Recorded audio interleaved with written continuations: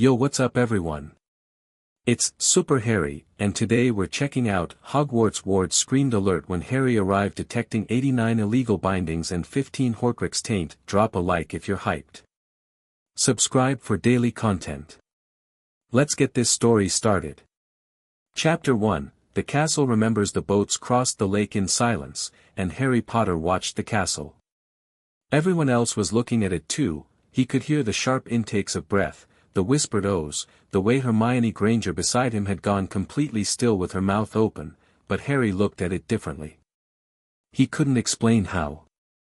It was just that when the torchlight from the castle's towers caught the water and broke it into pieces, something in his chest pulled toward it the way a compass needle pulls north. Like recognition. Like the feeling of remembering a word you didn't know you'd forgotten.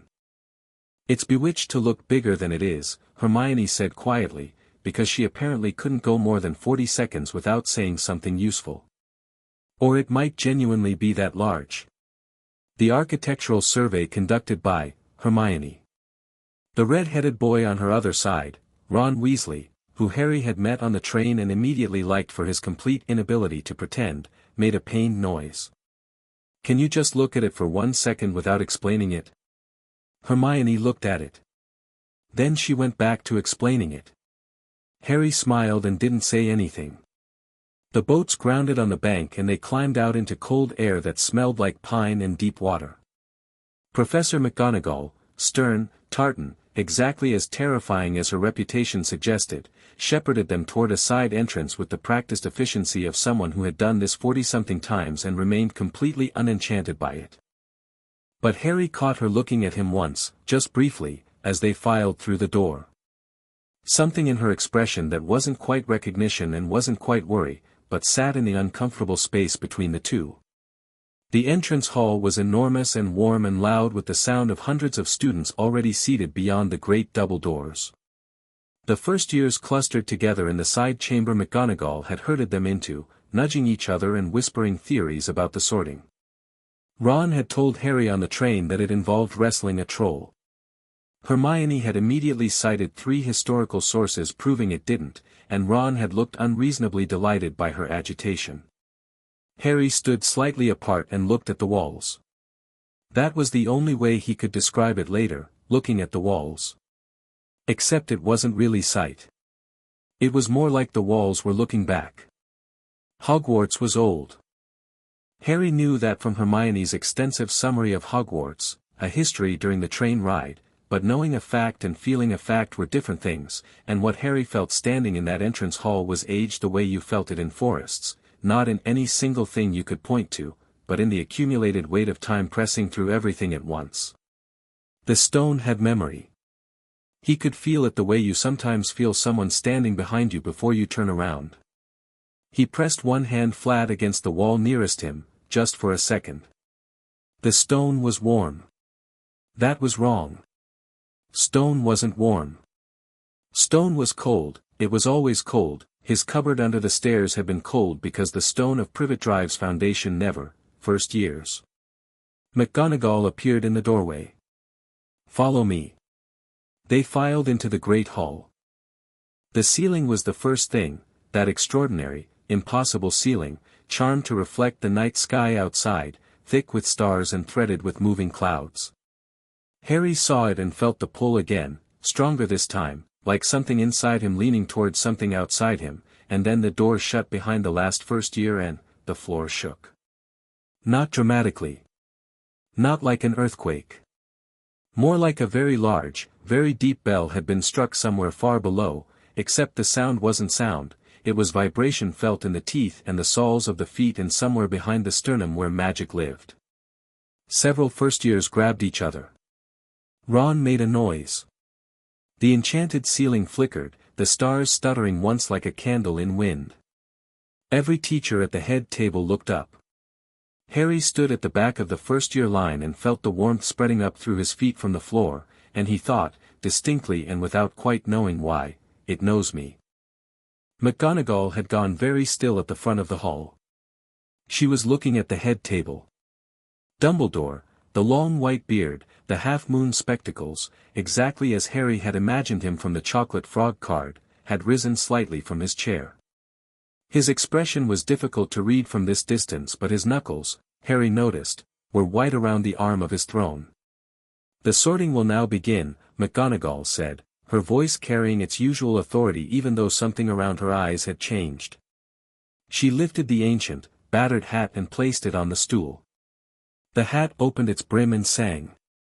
Harry half listened to the song because the song wasn't what was demanding his attention. What was demanding his attention was the feeling under his feet, which had gone from warm to hot, and the way the light from the enchanted candles overhead had shifted somehow, not dimmer, not brighter, just different, as though the castle was drawing them in the way you draw a breath before you shout. The song ended. Students applauded. Abbott, Hannah. A girl with blonde pigtails sat on the stool. The hat considered for 8 seconds and then screamed HUFFLEPUFF. The Hufflepuff table erupted. Bones, Susan. Harry looked down at his feet. The floor was warm. Definitely, unmistakably warm, and the warmth had a quality to it, a pressure, almost, like it was trying to communicate something through the soles of his second-hand trainers. Finnegan, Seamus. Gryffindor. Granger, Hermione. Hermione walked to the stool with the rigid posture of someone who had been practicing the walk in her head for weeks. The hat barely touched her hair before it called Gryffindor, and she all but ran to the table, beaming so widely it looked like it hurt.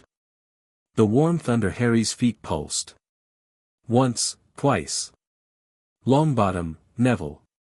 The round-faced boy who had lost his toad twice on the train stumbled forward, tripped on nothing, caught himself, and sat down with the hat practically swallowing his head. There was a long pause, longer than anyone else's, and then Gryffindor, and Neville's relief was so visible it was almost physical. More names. Harry's feet were hot now. He shifted his weight and looked at the floor, and this was impossible, it was absolutely impossible, but he would describe it to Hermione later and she would cite 17 sources proving it had happened exactly twice before in Hogwarts history. The floor was glowing. Not visibly to everyone. Just to him. A faint, deep amber light pulsing up through the seams between the ancient flagstones, rhythmic and urgent, like a heartbeat. Malfoy, Draco. Slytherin, almost before the hat landed. The pulse under Harry's feet quickened. Potter, Harry, he thought, and looked at the list in McGonagall's hands, and yes, there it was, she was almost there. Potter, Harry.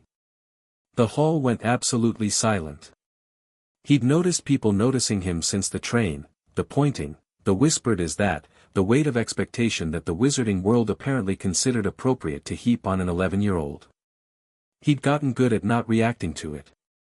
He walked to the stool with his hands relaxed at his sides and his face carefully neutral, which was an expression he'd learned so young he couldn't remember learning it, and he sat down, and the hat dropped over his eyes. Dark inside the hat. Quiet. Well, said a voice that came from inside his own skull. That's, oh. Oh, my. The pause stretched long enough that Harry started to get uncomfortable. I have never, said the sorting hat, very slowly, encountered anything quite like, there is so much, they buried it so deep, didn't they? All of it. All of you. Good Lord, boy, what did they, are you going to sort me? Harry thought at it. Or are you going to narrate at me?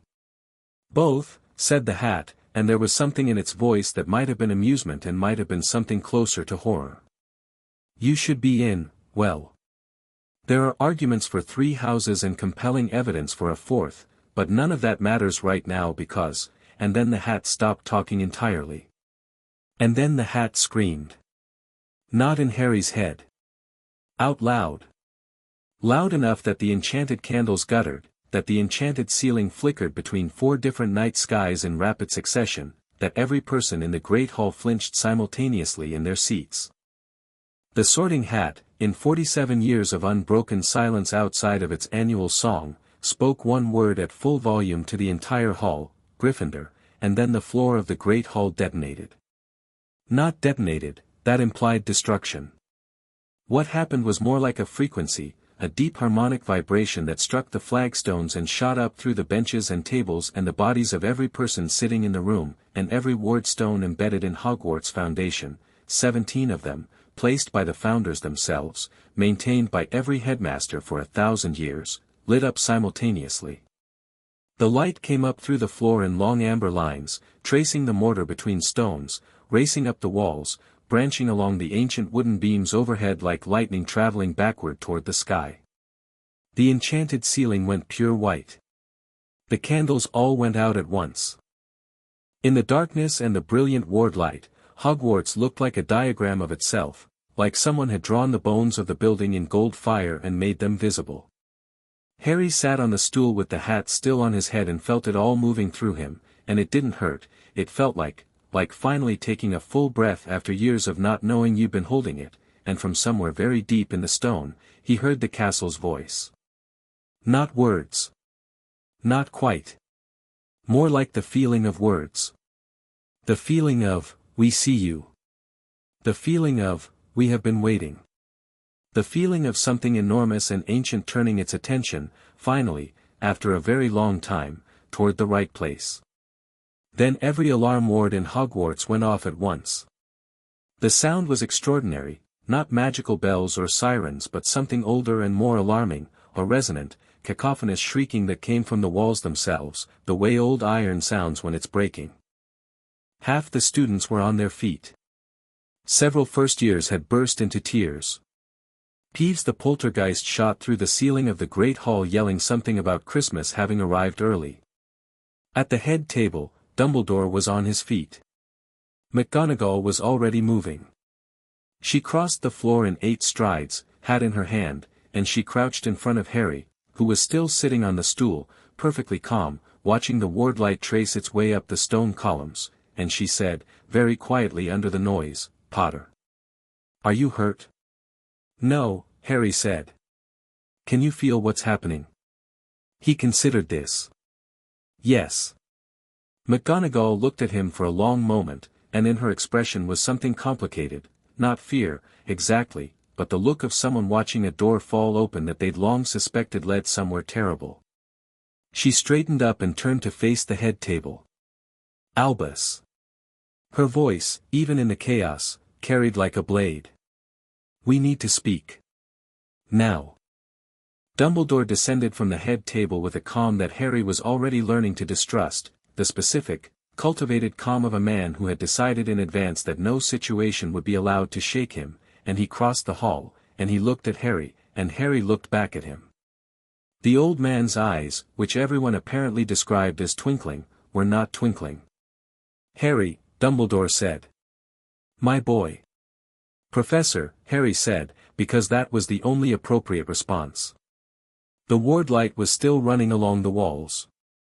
The alarms were still screaming, though they were cycling down now from their initial peak into something more like an urgent, sustained warning, the magical equivalent of a fire alarm that hasn't been silenced yet. Several of the ward lines on the floor were converging on the stool where Harry sat, tracing back to him like rivers to a source. "I think," Dumbledore said carefully, "that we should, Albus." Snape had appeared at his elbow, black robes, the particular expression of a man who has already done the calculations and doesn't like where they landed. "The ward stones are running a full diagnostic. You can see it." He looked at Harry once, sharply, and then away. "That hasn't happened in 300 years. "I'm aware, Severus." "Then you're aware what it's flagging." Silence between them. The ward alarms screaming in the background. "Perhaps," Dumbledore said pleasantly, "this is better discussed, Albus." McGonagall's voice had gone very quiet, which Harry was already learning was significantly more dangerous than when it was loud. She was looking at the ward lines on the floor, which had organized themselves into something like a pattern around the base of the stool. The amber light was steady and bright. Several runes had appeared in the light, old ones, Founder era, not the simplified forms they taught in 3rd year, and they were repeating, cycling through the same symbols over and over. "Albus, I can read runes." Dumbledore said nothing. "Albus, I can read runes," McGonagall said again, and her voice had changed, and the change was so significant that even Snape took a half step back. 89. That's what they're saying. Do you understand what I'm? She stopped. Controlled herself. 89 illegal bindings. On an 11-year-old child. The great hall had gone very quiet. The students were staring. The first years were clustered in a group near the doors, forgotten entirely. Hermione Granger, who had taken her seat at the Gryffindor table, was craning her neck with an expression that suggested she was going to be in the library within 45 minutes regardless of what anyone told her. And the other count, Snape said. His voice was flat. The secondary alert. McGonagall's jaw was tight. 15. 15 what? Harry asked.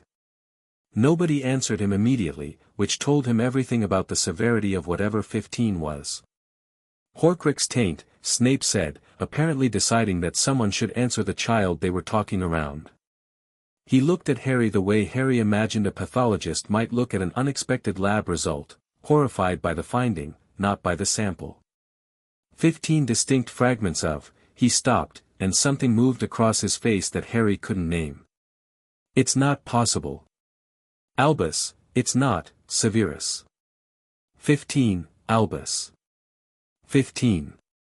The Dark Lord made, he stopped again, and now the look on his face was something raw and entirely unguarded, and he looked at Harry with an expression he was clearly furious about having, and then he looked at Dumbledore and whatever he saw in the old man's face made the rawness close off into something cold and deliberate. You knew, Snape said. Very quietly. You knew about some of this. Severus, this is not the, how much? McGonagall said, and her voice was frightening now in a completely different way, not sharp, not controlled, just quiet and direct and terrible. How much did you know, Albus, and when did you know it, and what exactly did you decide was best not to tell the rest of us? The ward alarms were still cycling. The runes on the floor were still repeating their diagnostic, patient and relentless, the way stone is patient and relentless. The amber light caught the planes of Dumbledore's face and made him look very old. We should move to my office, Dumbledore said. I'm not going anywhere, Harry said. Everyone looked at him. He said it the way you say obvious things, matter-of-factly, without aggression, because the truth didn't need to be angry to be the truth. He was sitting on the stool with the sorting hat still in McGonagall's hand and the warm light of the ward stones running up through the floor around him, and he looked at Dumbledore and said, These are the Hogwarts wards. This is the Great Hall. And if the school is running a diagnostic on me, then I think I should be in the room when the results are discussed, Professor. Dumbledore looked at him for a long moment. The twinkle did not return. What was there instead was something that might, in another man, have been called reassessment. Of course, my boy, Dumbledore said. And don't call me that, Harry said, pleasantly enough. Silence. Even the ward alarms seemed to pause. Snape made a sound that was absolutely not amusement and turned away to compose himself. McGonagall's expression didn't change but something about it softened, fractionally, at the edges. She looked at Dumbledore with a new calculation in her eyes, not anger yet, but the precursor to it, the stage where you're still gathering evidence before you decide how much anger the evidence warrants. Potter. She crouched again, level with him, and her voice was careful and steady. What you're feeling, the warmth from the stones, the awareness, has it been building since you entered the castle? Since the boats, Harry said. And when I touched the wall in the entrance hall. McGonagall's eyes closed briefly. You touched the outer ward boundary. I didn't know that was what it was. Of course you didn't. The edge in her voice wasn't directed at him. She straightened and looked at the ward lines on the floor, which were still running their diagnostic in that patient, unbroken cycle. Pomona, Filius. She raised her voice to include the teachers who had gathered in a loose, anxious cluster behind Dumbledore. Professor Sprout, round and dirt-streaked even at dinner, and Professor Flitwick, who barely cleared the height of a student's hip, both moved forward. I need you to read the secondary diagnostic display. The full breakdown, not just the headline, counts. Flitwick moved to the nearest cluster of ward runes and crouched over them, his expression changing rapidly from professional concern to something paler. He reached into his robes for a piece of parchment. The man carried parchment to the sorting feast, which Harry filed away as a detail he liked about him, and began writing quickly, his tiny handwriting sharp and precise. "Minerva," he said after 2 minutes. He didn't look up. "Several of these bindings are Gringotts grade suppression charms. Ministry classified. You cannot cast these without." He stopped writing. Looked up. Looked at Dumbledore. "Without a ministry order or an authorized magical guardian's direct consent. James and Lily are dead," McGonagall said. "Yes," Flitwick said. He looked at Dumbledore again, and something in the look was a question, and something in Dumbledore's non-answer was an answer. The silence that followed had a different quality from the ones before it. At the head table, Professor Quirrell, small, nervous, permanently turbaned, who had said nothing through any of this and had been progressively edging his chair away from the center of events, knocked over his goblet. Nobody looked at him. At the Gryffindor table, Hermione Granger had taken out a quill. She was writing notes. On what, Harry didn't know. She'd apparently been carrying parchment to the sorting feast as well. At the Slytherin table, Draco Malfoy was watching everything with an expression of fascinated greed, the look of a boy cataloging information for later use. At the Gryffindor table, Neville Longbottom was watching Harry with an expression that was harder to read, something like recognition, something like desperate, cautious hope. Harry saw that last look and filed it away. "I'd like to know," Harry said, "what the Horcrux taint means. Specifically."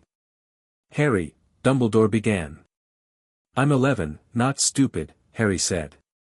"And it's about me. So tell me."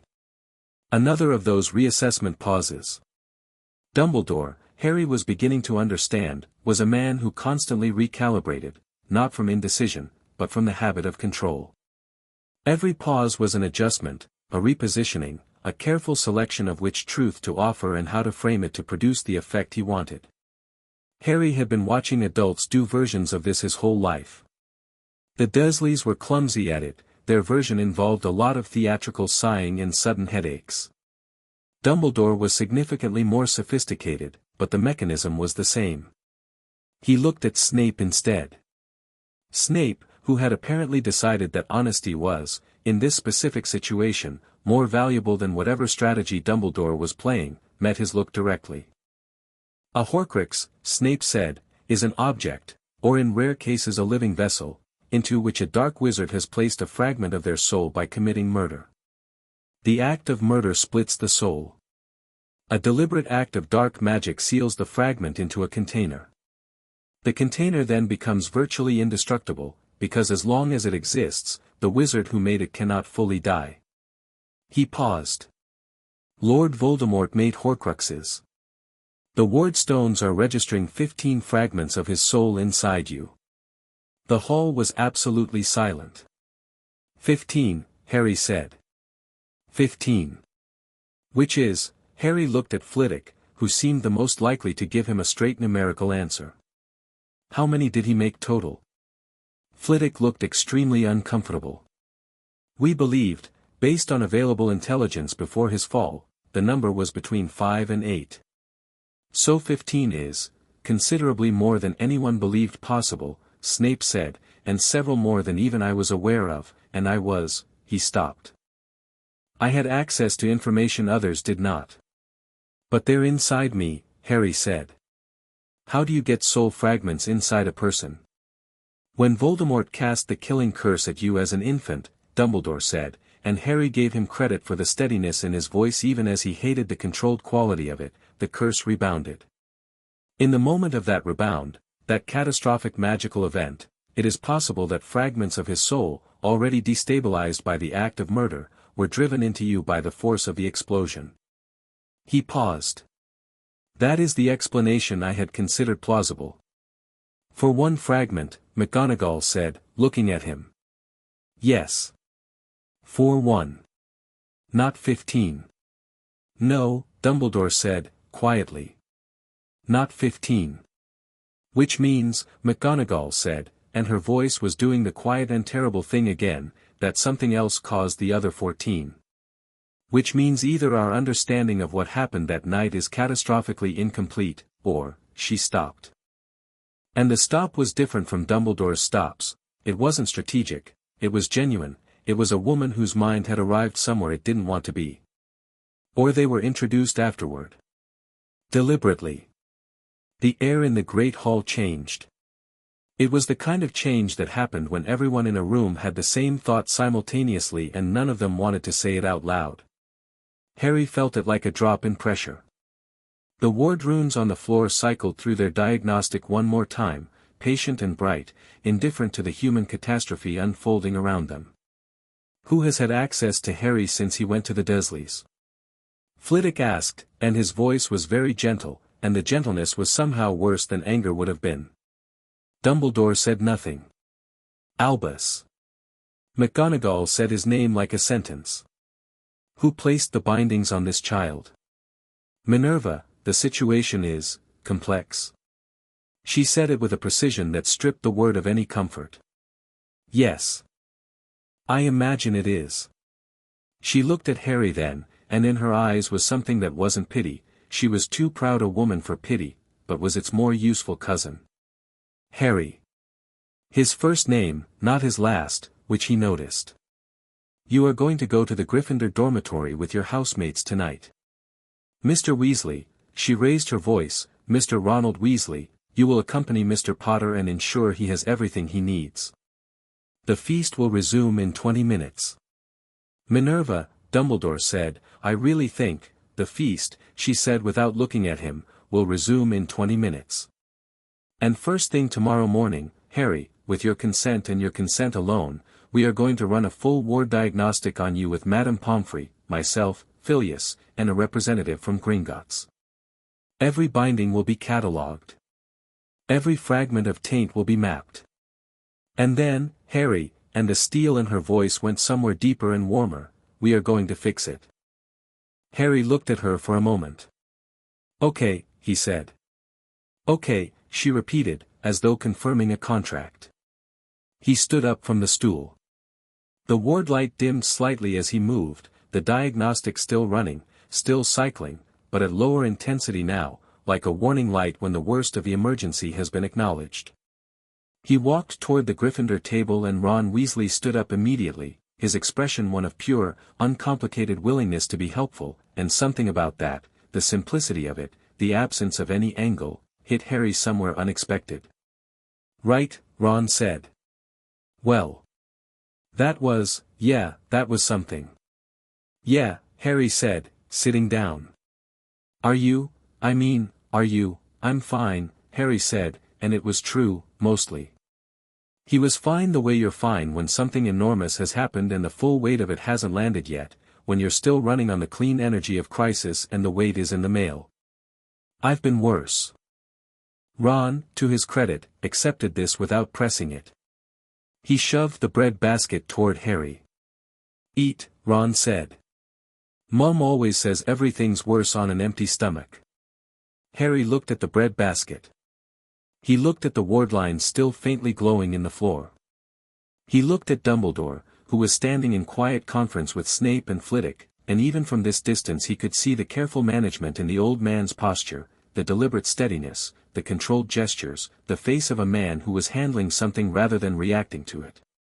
He looked at McGonagall, who was not conferring. Who was standing apart from the group with her arms folded and her eyes on the ward runes and an expression on her face that said she was adding things up. He looked at Neville Longbottom, 3 seats down, who was staring at the food he hadn't touched with the look of someone running a very private internal conversation. He took a piece of bread. Ron, he said. Yeah. What do you know about ward diagnostics? Ron blinked. Like, from the castle. The Hogwarts wards. Yeah. I mean. Ron scratched the back of his neck. Not loads. Percy would know more, that's my brother, he's a prefect, he knows everything, it's incredibly annoying. But I know the wards are old. Really old. Dad says they've got Founder-era enchantment still running underneath all the newer stuff. Like, layers. Centuries of layers. He thought about it. Dad works at the ministry, he added, by way of context. Misuse of Muggle artifacts office. He loves old magic. He goes completely spare over it, actually. The Founder-era wards, Harry said. They can diagnose magical conditions. I think that's part of what they do. Like, the castle is supposed to protect its students. That's the whole point of them. Ron looked suddenly uncomfortable, as though a thought had arrived that he didn't want. Although if they're supposed to protect students and they're only going off now, yeah, Harry said. I thought about that too. The feast appeared on the tables then, the magic of Hogwarts going about its business regardless of the human drama unfolding in its halls, and the great hall filled with the noise of food and conversation as students processed the extraordinary event they just witnessed by discussing it loudly and extensively with each other. Harry ate. Not from hunger, though he was hungry, he was always hungry, a product of 11 years of systematic underfeeding that he had also, apparently, been systematically not thinking about, but because Ron's mum had apparently been right about empty stomachs, and because there was a version of himself that had eaten the bread and was better equipped for whatever came next. Across the hall, at the Slytherin table, Draco Malfoy was writing something on a piece of parchment that he tucked into his robes. Down the Gryffindor table, Hermione Granger had finished her notes and was staring into the middle distance with the expression of someone piecing together a puzzle and not liking what the picture was turning out to be. Neville Longbottom ate a bread roll mechanically, staring at nothing, and Harry noticed his hands were shaking slightly and filed that away with everything else he was filing away, because something about the way Neville had looked at him, that desperate, cautious hope, suggested they might have something in common beyond being sorted into the same house. Dumbledore returned to the head table. He was smiling again by the time he sat down, and the smile was the one Harry had seen on the chocolate frog card, the warm, grandfatherly, safe-as-houses smile, and Harry looked at it and felt nothing warm in response. What he felt was the thing he felt in the cupboard under the stairs when Uncle Vernon came home and his face was arranged in a particular way that meant something bad had already been decided and was simply waiting to be performed. He ate his chicken. He drank his pumpkin juice. He listened to the castle breathe around him, because it did breathe, he could feel it, slow and enormous and very, very old, and he felt it still watching, still cataloguing, the ward stones completing their patient inventory of everything that had been hidden inside him. 89 bindings, he thought. On an 11-year-old. The number was large enough to be abstract, the way very large numbers often were. He tried to parse what it meant physically, 89 individual constraints on his magic, each one placed deliberately, each one requiring significant power and specific knowledge to cast. Not the work of one afternoon. Not even the work of 1 year. The work of a plan. He ate his pudding. He listened to Ron explain Quidditch with increasing enthusiasm. He watched Percy Weasley, 2 seats up, crane around to look at Harry with an expression that was trying to be prefectly neutral and failing. He nodded at Neville when Neville finally looked up from his bread roll and their eyes met, and the nod was small and meant I see you, and something in Neville's expression shifted. McGonagall, at the head table, was not eating. She was looking at Dumbledore, and she was looking at him the way someone looks at a building they've lived in for decades when they've just found out it was built on a flood plain. At the end of the feast, Dumbledore stood to give his usual start-of-term notices. He warned against a third-floor corridor. He mentioned that the Forbidden Forest was forbidden. He sat down, and when he looked at Harry the warmth of his expression was perfect and practiced and entirely unconvincing. Percy led the Gryffindors through moving staircases and past dozing portraits to the Gryffindor common room. Harry kept his hand near the wall as he walked, not touching it but close enough to feel the warmth, the steady pulse, the stone maintaining its diagnosis. Keeping count. Bearing witness. We see you, the castle said, not in words. I know, Harry thought back. The common room was round and warm and red and full of fire, and it was the nicest room Harry had ever been in, which was a low bar but which caught him anyway, somewhere under the ribs. Ron was saying something about bunking arrangements and Percy was delivering a speech about rules and Hermione was already looking at the bookshelf in the corner with the expression of a person reunited with a long-lost family. Harry sat in a chair by the fire and let the warmth of it, real warmth, Colanwood warmth, settle into him. The ward light wasn't visible up here, just the ordinary enchantments of the castle, the comfortable magic of portraits and moving staircases and candles that lit themselves. But he could still feel the pulse beneath it all. The diagnostic running. The stones counting. He thought about 89 bindings. He thought about 15 Horcrux fragments. He thought about Dumbledore's face and Snape's face and McGonagall's face and what each of them had looked like when McGonagall said 2 more than I was aware of, and I had access to information others did not. He thought about a plan. Then Ron dropped a chess piece on his foot and swore and Harry laughed, genuinely, unexpectedly, the laugh coming out before he could decide whether to have it, and for a few minutes everything was just the fire and the warm room and the very ordinary, very welcome chaos of other children his age existing around him without agenda. Tomorrow the work would start.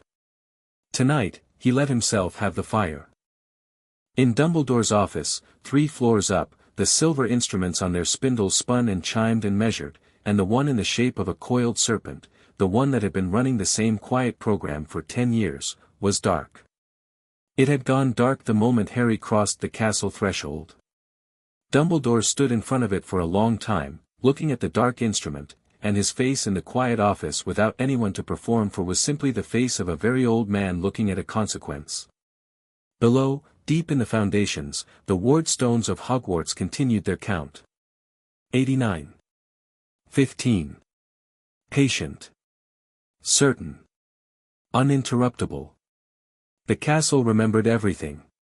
And the castle, unlike certain of its inhabitants, had never found it useful to pretend otherwise. Chapter 2, What the Stones Know. Harry woke up before anyone else. This wasn't unusual. He'd spent 10 years waking before the Dursleys because sleeping late had consequences, and the body learned its lessons whether you wanted it to or not. He lay in the 4-poster bed, an actual bed, with actual curtains, and a mattress that didn't have a spring trying to escape through the middle of it, and looked at the dark red canopy above him and listened to the castle. It was breathing. Slow and vast, the way old buildings did in the hours before dawn when the stone contracted in the cold and the timbers settled and everything that was wood and mortar and ancient enchantment shifted incrementally around the sleeping weight of its inhabitants. But underneath that ordinary breath was the other thing, the pulse, the ward current, that deep amber warmth still running its diagnostic in the foundation stones 4 floors below. Still counting. He dressed quietly, tucked his wand into his sleeve. He'd had it 3 weeks and already the habit was instinctive, which probably said something, and went down to the common room.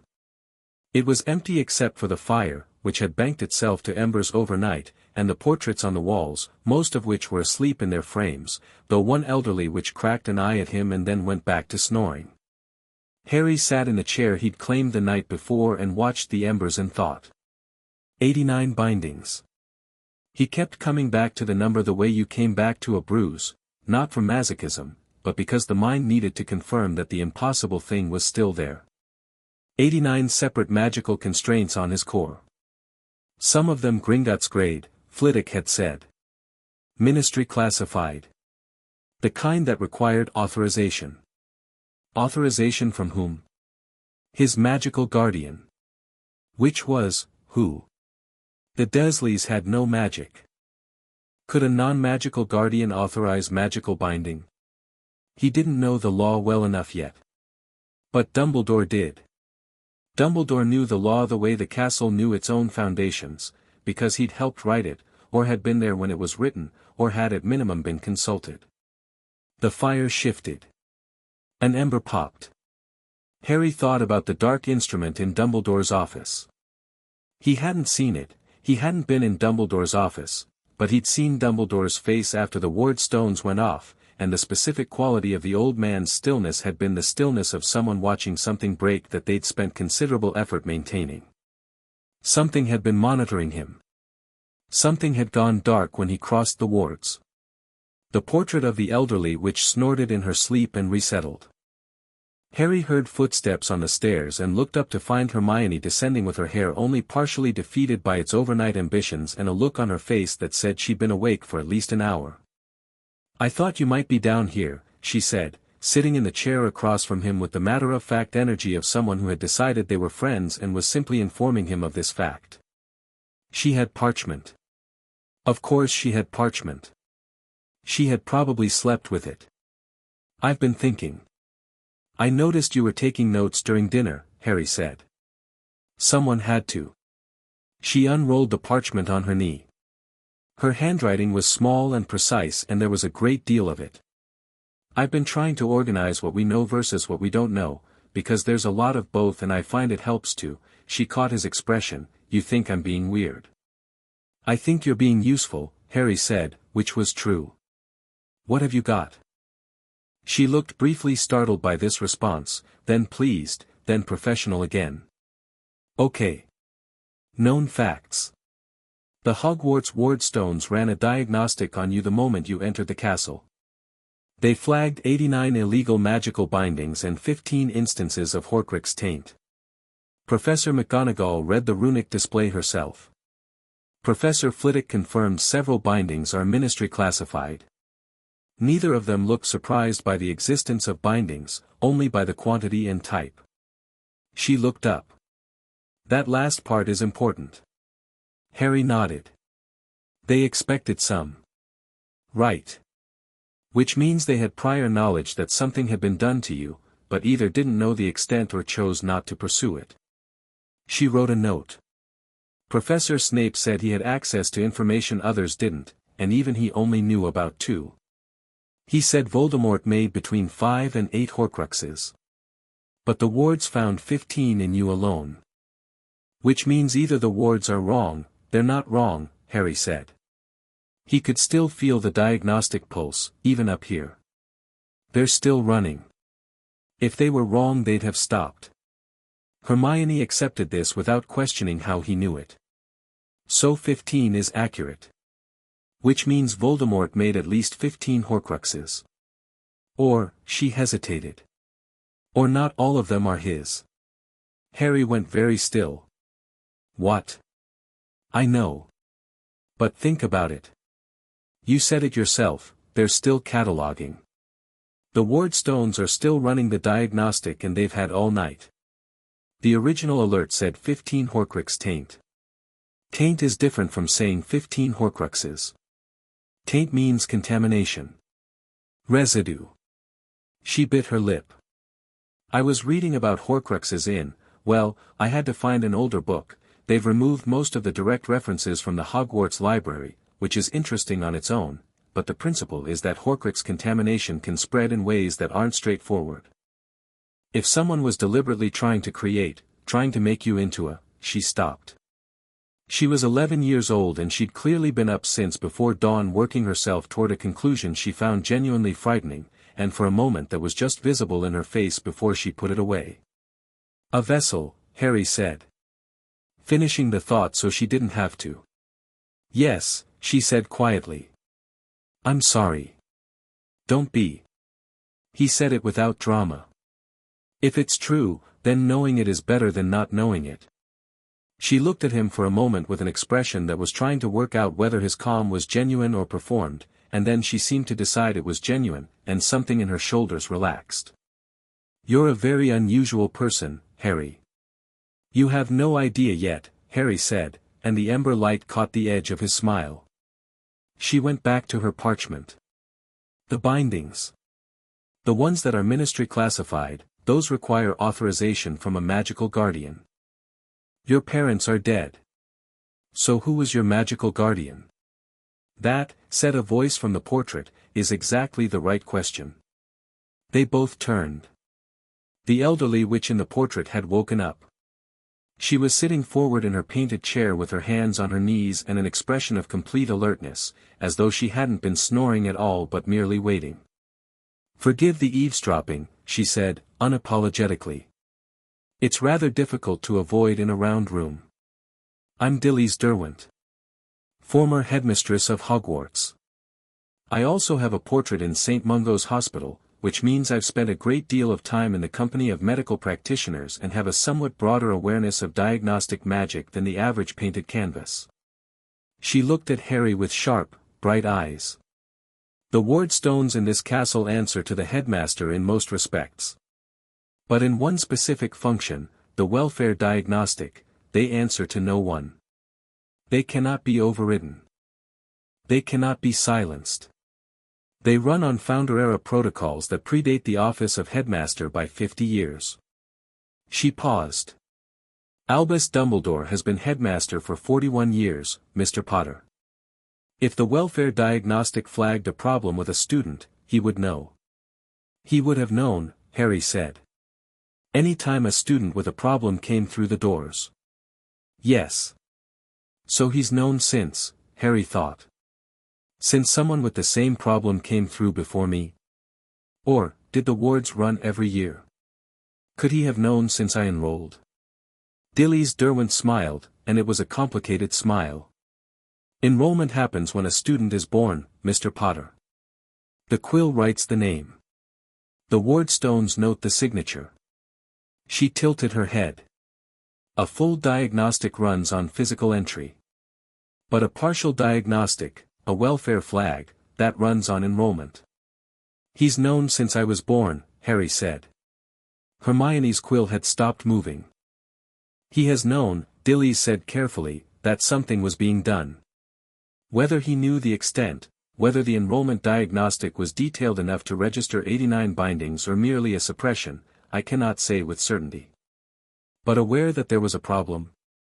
The smile faded. Yes. He was aware. The fire popped. Outside the common room windows, the first grey light of dawn was beginning to come through. Right, Harry said. He looked at Hermione. What time did Professor McGonagall say? First thing in the morning. She didn't specify a time. Hermione was writing again, fast and purposeful, the way she wrote when she'd decided something. But I think first thing means as soon as Madame Pomfrey's infirmary opens. 7 o'clock. Then we have about 2 hours. Harry stood up, straightening his robes. I want to know as much as possible before we go in. What else do you know about ward diagnostics?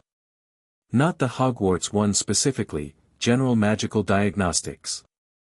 What they can and can't tell you. Hermione was already on her feet. Library opens at 6:30. Is that legal? First night. The library doesn't have rules about first night specifically, and I checked. She was already heading for the portrait hole. Come on. Harry followed her out into the corridor, and behind them the portrait of Dilys Derwent settled back in her chair with an expression that was something between satisfaction and grief, the look of someone who has finally, after a very long time, managed to say something useful. The library was indeed open at 6:30, and the librarian, Madame Pants, regarded them with the suspicious hostility of a person who respected commitment to books but found other humans generally inconvenient. She pointed them toward the relevant sections without conversation and retreated behind her desk to guard the restricted section with her whole being. They worked quickly. Hermione pulled 4 books and immediately organized them by relevance. Harry read faster than Hermione expected. He taught himself in the Hogwarts Express from every textbook he could get his hands on, which wasn't nothing, and they traded volumes and shared findings with the efficient minimalism of people who had unconsciously decided to work together and were getting on with it. At 7:10, Harry closed Diagnostic Magic, Theory and Application and said, "The taint. If it's 15 fragments and not all of them are Voldemort's, the others could be from anyone who made a Horcrux and then had that Horcrux destroyed near me. The contamination would transfer." Hermione looked up. Which would mean someone was deliberately exposing you to destroyed Horcruxes. Or I was just nearby when they were destroyed. Accidentally. He thought about it. But 15 is a lot of accidents. Yes, she said. She had the look she got when a conclusion arrived somewhere she'd hoped it wouldn't. It is. They were quiet for a moment in the early library light, the old books around them indifferent and musty and somehow comforting in their indifference. The bindings, Harry said. The ones I can feel, they're layered. Some of them feel older than others. You know how some things just feel old? Hermione looked at him. You can feel them. Individually. Not clearly. It's more like, you know when you're wearing too many layers of clothing and you can't move properly? It's like that, but finer. Like there are specific places where the movement stops. He turned his hand over, looking at it. The oldest ones feel like they've been there since I was an infant. The more recent ones, he paused. Since I was about 6 or 7, maybe. Different quality. Tighter. More deliberate. Hermione wrote this down without looking up. Then she said, quietly, someone was adding to them. As you got older. As you presumably got more powerful. Yeah, Harry said. She put her quill down and looked at him with an expression that was direct and difficult and the better for both qualities. I want to say something and I want you to hear it clearly. Go on. What was done to you is, I don't have a word for it. It's monstrous. And I understand if you're angry, or frightened, or, I don't know what you're feeling, actually. But I want you to know that I'm going to help you. Not because it's the right thing to do or because the injustice of it demands a response or any other prim, bookish reason, though all of those are also true. She met his eyes.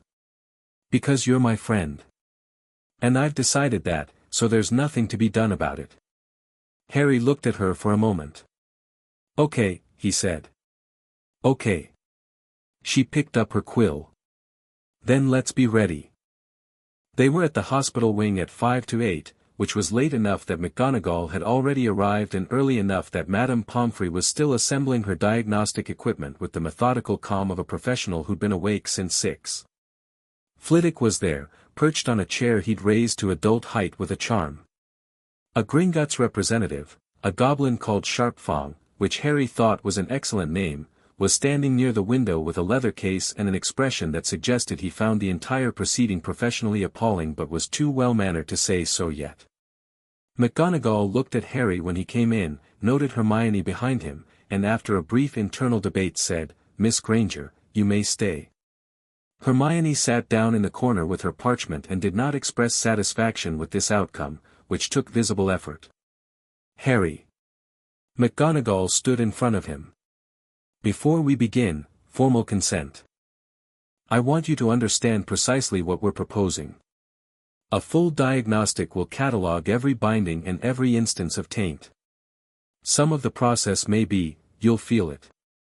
It's not painful, but it's uncomfortable. Like being read very thoroughly. She paused. And what we find will be, it may be difficult information. Professor, Harry said, I've already discussed most of it with Hermione in the library. We've been there since 6:30. McGonagall looked at Hermione, then back at Harry. Of course you have, she said, with an inflection that suggested she was revising several assumptions. Very well. Do you consent? Yes. Madame Pomfrey directed him to a bed in the middle of the ward, pushed away from the walls to allow full access, surrounded by what looked like a series of diagnostic instruments on floating stands, and he sat on the edge of it and pushed his sleeves up and waited. I'll be running the initial surface diagnostic, Pomfrey said, with the efficient warmth of a person who cared deeply and expressed it through competence. It will feel like a very thorough examination. Then Phileas will run the core diagnostic, which goes deeper. And then, she looked at Sharpfang. The Gringotts assessment, the goblin said.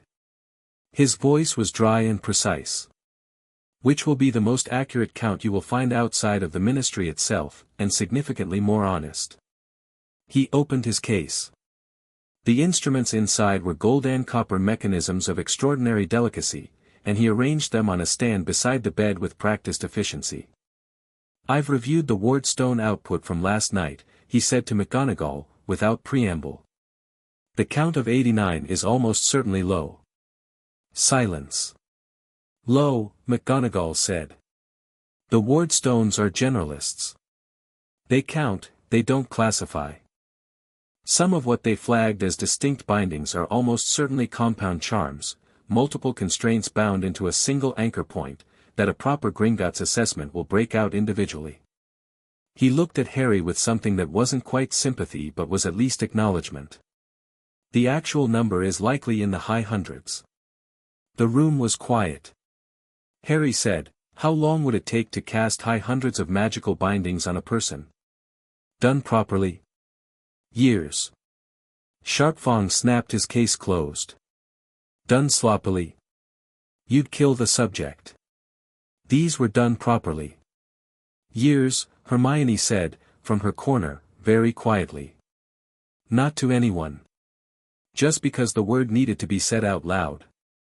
"Can we begin?" Harry said. Pomfrey's examination took 40 minutes and she was, as promised, very thorough.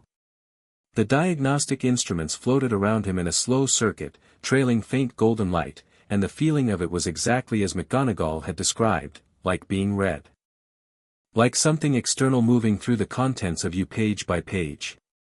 Not painful. Intimate in a way that made him want to hold still and look at the wall and think about something else, but he could manage that. What he couldn't quite manage was the expressions of the adults as the results came in. McGonagall's jaw, which was always set further. Flitwick stopped blinking.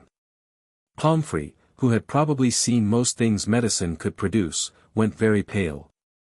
Sharpfang simply wrote things down, with the goblin's admirable commitment to documentation over emotion.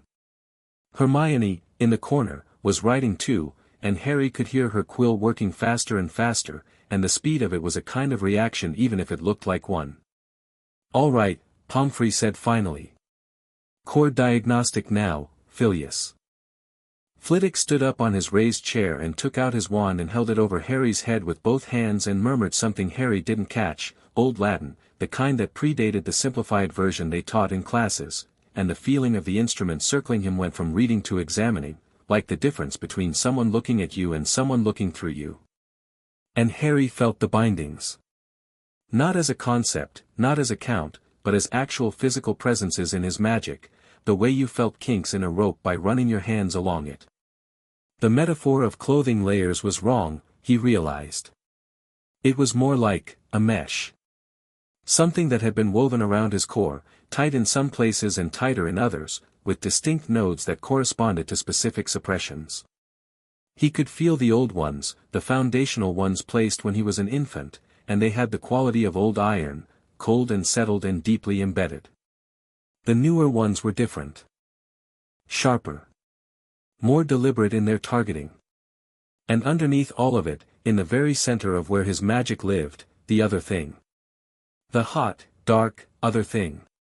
15 of them, the Wardstones had said. He could feel exactly 15. They weren't like the bindings. The bindings were foreign, they'd been placed on him from outside, and no matter how deeply embedded they were, there was still a boundary between him and them. The fragments were different. The fragments had been there long enough that they'd stopped being entirely foreign. Parts of them had taken on the coloring of him, his memories, his habits, his fears, the way a long-term stain eventually stops looking like a stain and starts just looking like the color of the thing. He didn't like that.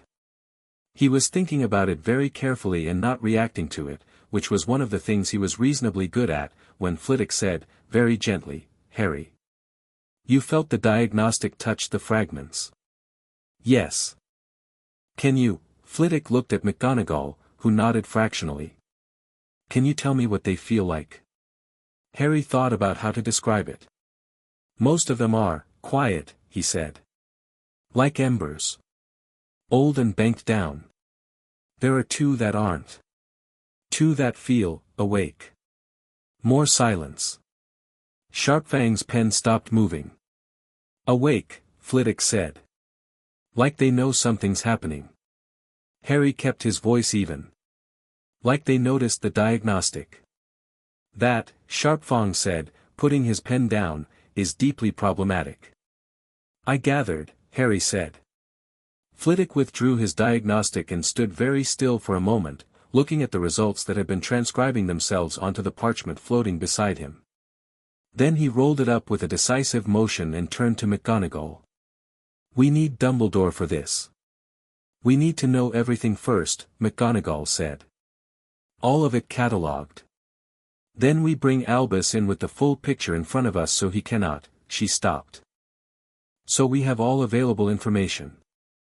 So he can't manage the conversation," Harry said. McGonagall looked at him with an expression that was not quite approval but was closely adjacent to it. "Precisely."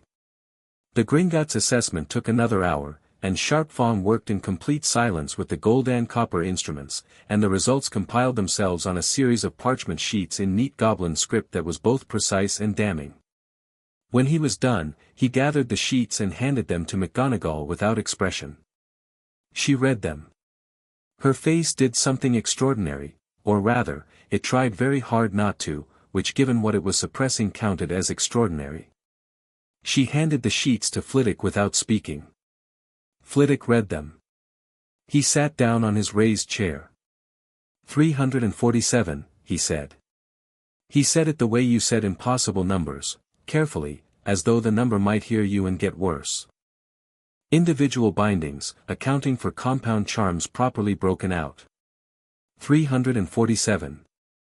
The number fell into the room and landed. And the taint classification? McGonagall asked. 15 fragments, confirmed. 2 active. Sharpfong snapped his case shut. There is also, he paused, which was unprecedented in Harry's brief experience of him. There is also a ward embedded in the scar itself. Not a Horcrux fragment. A separate piece of magic entirely. He looked at Harry's forehead. I have not seen its like before, and my family has been in practice for 800 years. It is connected to all 15 fragments simultaneously. It appears to function as, he chose the word deliberately, as infrastructure. Something that holds the fragments in place and, I believe, something that periodically feeds information about the host's condition outward. To a recipient. The room had gone very, very quiet. To who? Hermione said from the corner, and her voice was perfectly steady and utterly furious. I don't know, Sharpfong said. But the architecture is consistent with a monitoring charm of extraordinary sophistication. Whoever placed it knew what they were doing and had access to both the scar itself and the network of fragments, which means, he looked at Harry. It was placed after you survived. While the fragments were already present. While I was an infant, Harry said.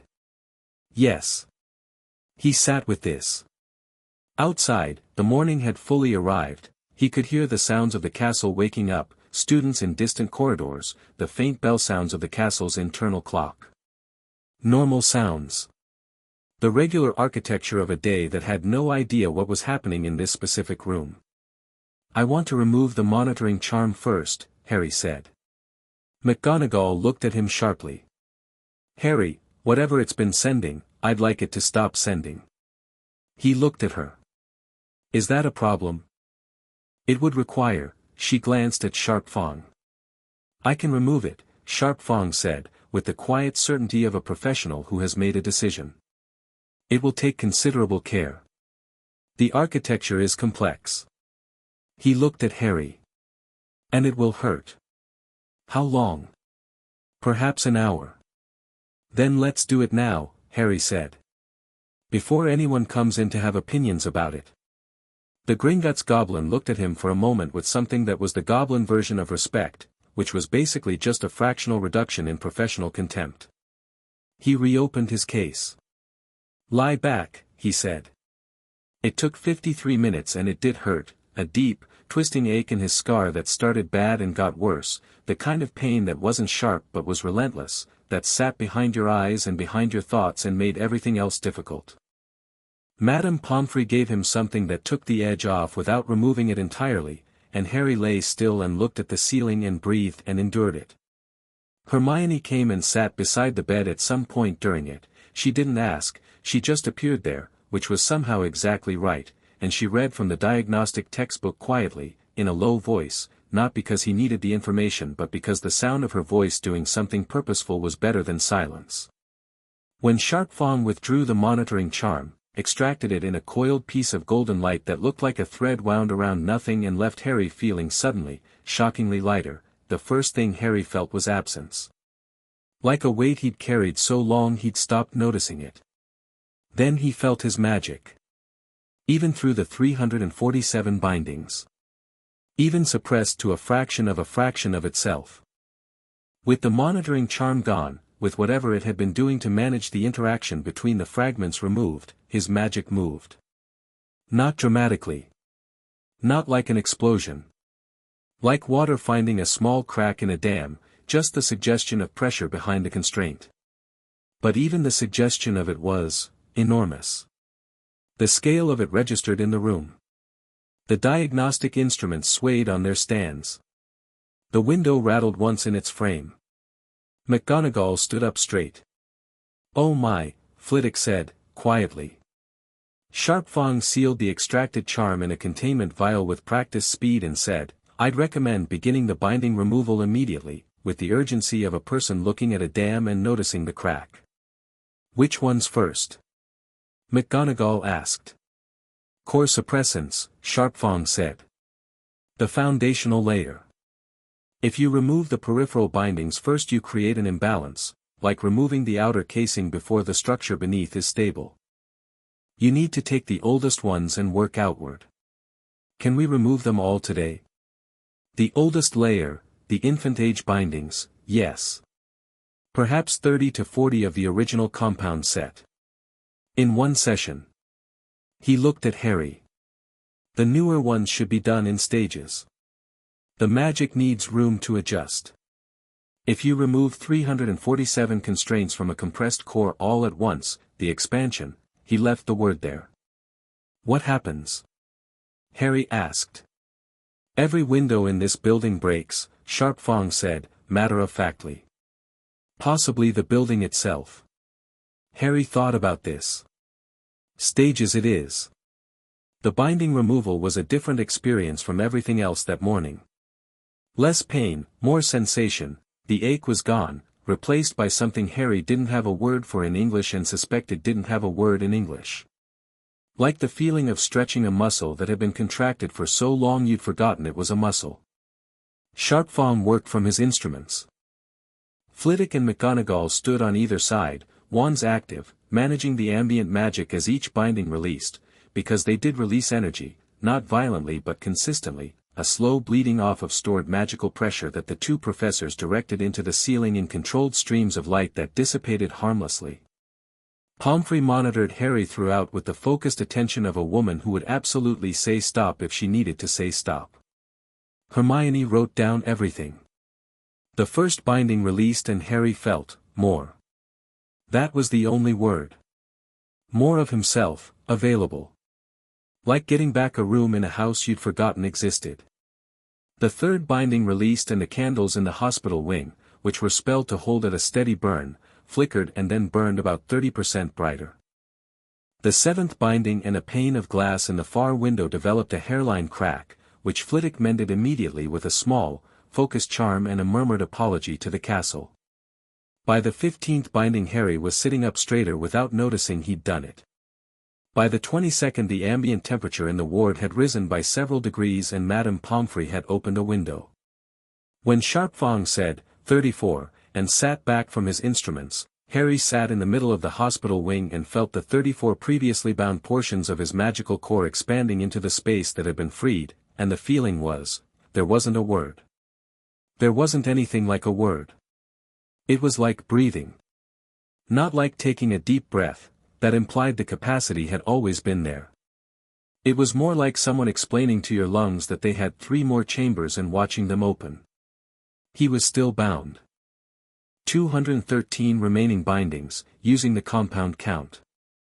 But 34 gone was 34 gone, and the difference was, he looked at his hand and turned it over, and there was nothing to see, but he could feel his magic the way you could feel your own heartbeat, immediate and present and undeniably his. "How do you feel?" Pomfrey asked. "Different," Harry said. "Good different. Any dizziness? Nausea? No. Disorientation? A bit. Not bad. He looked at his hand. I can feel the remaining ones more clearly now. The ones that are still there. Now that some of them are gone. That's expected, Sharp Fong said, cleaning his instruments with methodical care. You'll also find your instinctive magic is noticeably stronger. Don't be alarmed if things happen around you today that you don't intend. What kind of things? Objects moving. Temperature fluctuations. Weather, if you're outside. A pause. Doors opening that you haven't touched. Harry thought about this and decided it sounded reasonable. He looked at McGonagall. Dumbledore. Yes, she said. It's time. She had the full diagnostic parchment from Sharp Fong rolled up in her hand, and she was holding it with the specific grip of a person who had decided that this piece of paper was going to go into a room and change things, and nothing was going to happen that would cause it to go into that room and not change things. I've sent him a note requesting his presence in my office at 10. It's 9:30 now. Can I be there? She looked at him with that look she'd been giving him since last night, the look that was recalibrating, adjusting, making room for someone she hadn't expected. Yes, she said. I think you should be. I'm coming too, Hermione said, from the corner. McGonagall opened her mouth. You can say no, Hermione said, levelly, but I've documented everything that's happened this morning and I'll document whatever happens next, and I think having a record that isn't dependent on the accounts of the parties directly involved is probably in everyone's interest. McGonagall's mouth closed. She looked at Hermione the way Harry suspected she looked at things that impressed her without expecting to be impressed. Fine, she said. Come along. They walked through the castle, the four of them, McGonagall leading, Harry and Hermione behind her, Flitwick keeping pace on his short legs with a dignity that was entirely undiminished by the pace required, and the castle walked with Harry in the way it had been doing since last night, the warmth and the pulse and the faint amber light in the stones that nobody else seemed to see. But it was different now. The pulse was stronger. More reciprocal. He could feel the castle's attention and the castle could feel, whatever it felt when it felt him. He got the impression of something enormous noticing that a constraint had been loosened, and responding the way a gardener might respond to a plant uncurling. There, said the castle, not in words. There, that's better. I know, Harry said quietly. Pardon? Flitwick looked up at him. Nothing, Harry said. They were approaching McGonagall's office when Harry felt it. The two active Horcrux fragments, the awake ones, the ones that had noticed the diagnostic, they both moved. Simultaneously. A sharp, precise internal shift, like 2 points of heat suddenly focusing, orienting, turning toward him with a terrible, patient intelligence. It lasted 1 second. Then it was gone. But in that 1 second, between one step and the next in the corridor outside McGonagall's office, Harry saw something that wasn't in front of him. A flash of non-vision, darkness, a pale face, red eyes, a sense of cold that had nothing to do with temperature. A thought that wasn't his thought, found you. He stopped walking. Harry. Hermione, immediately. I'm fine. He started walking again. One of the active fragments just checked in. I think the removal of the monitoring charm may have poked them. McGonagall had turned around.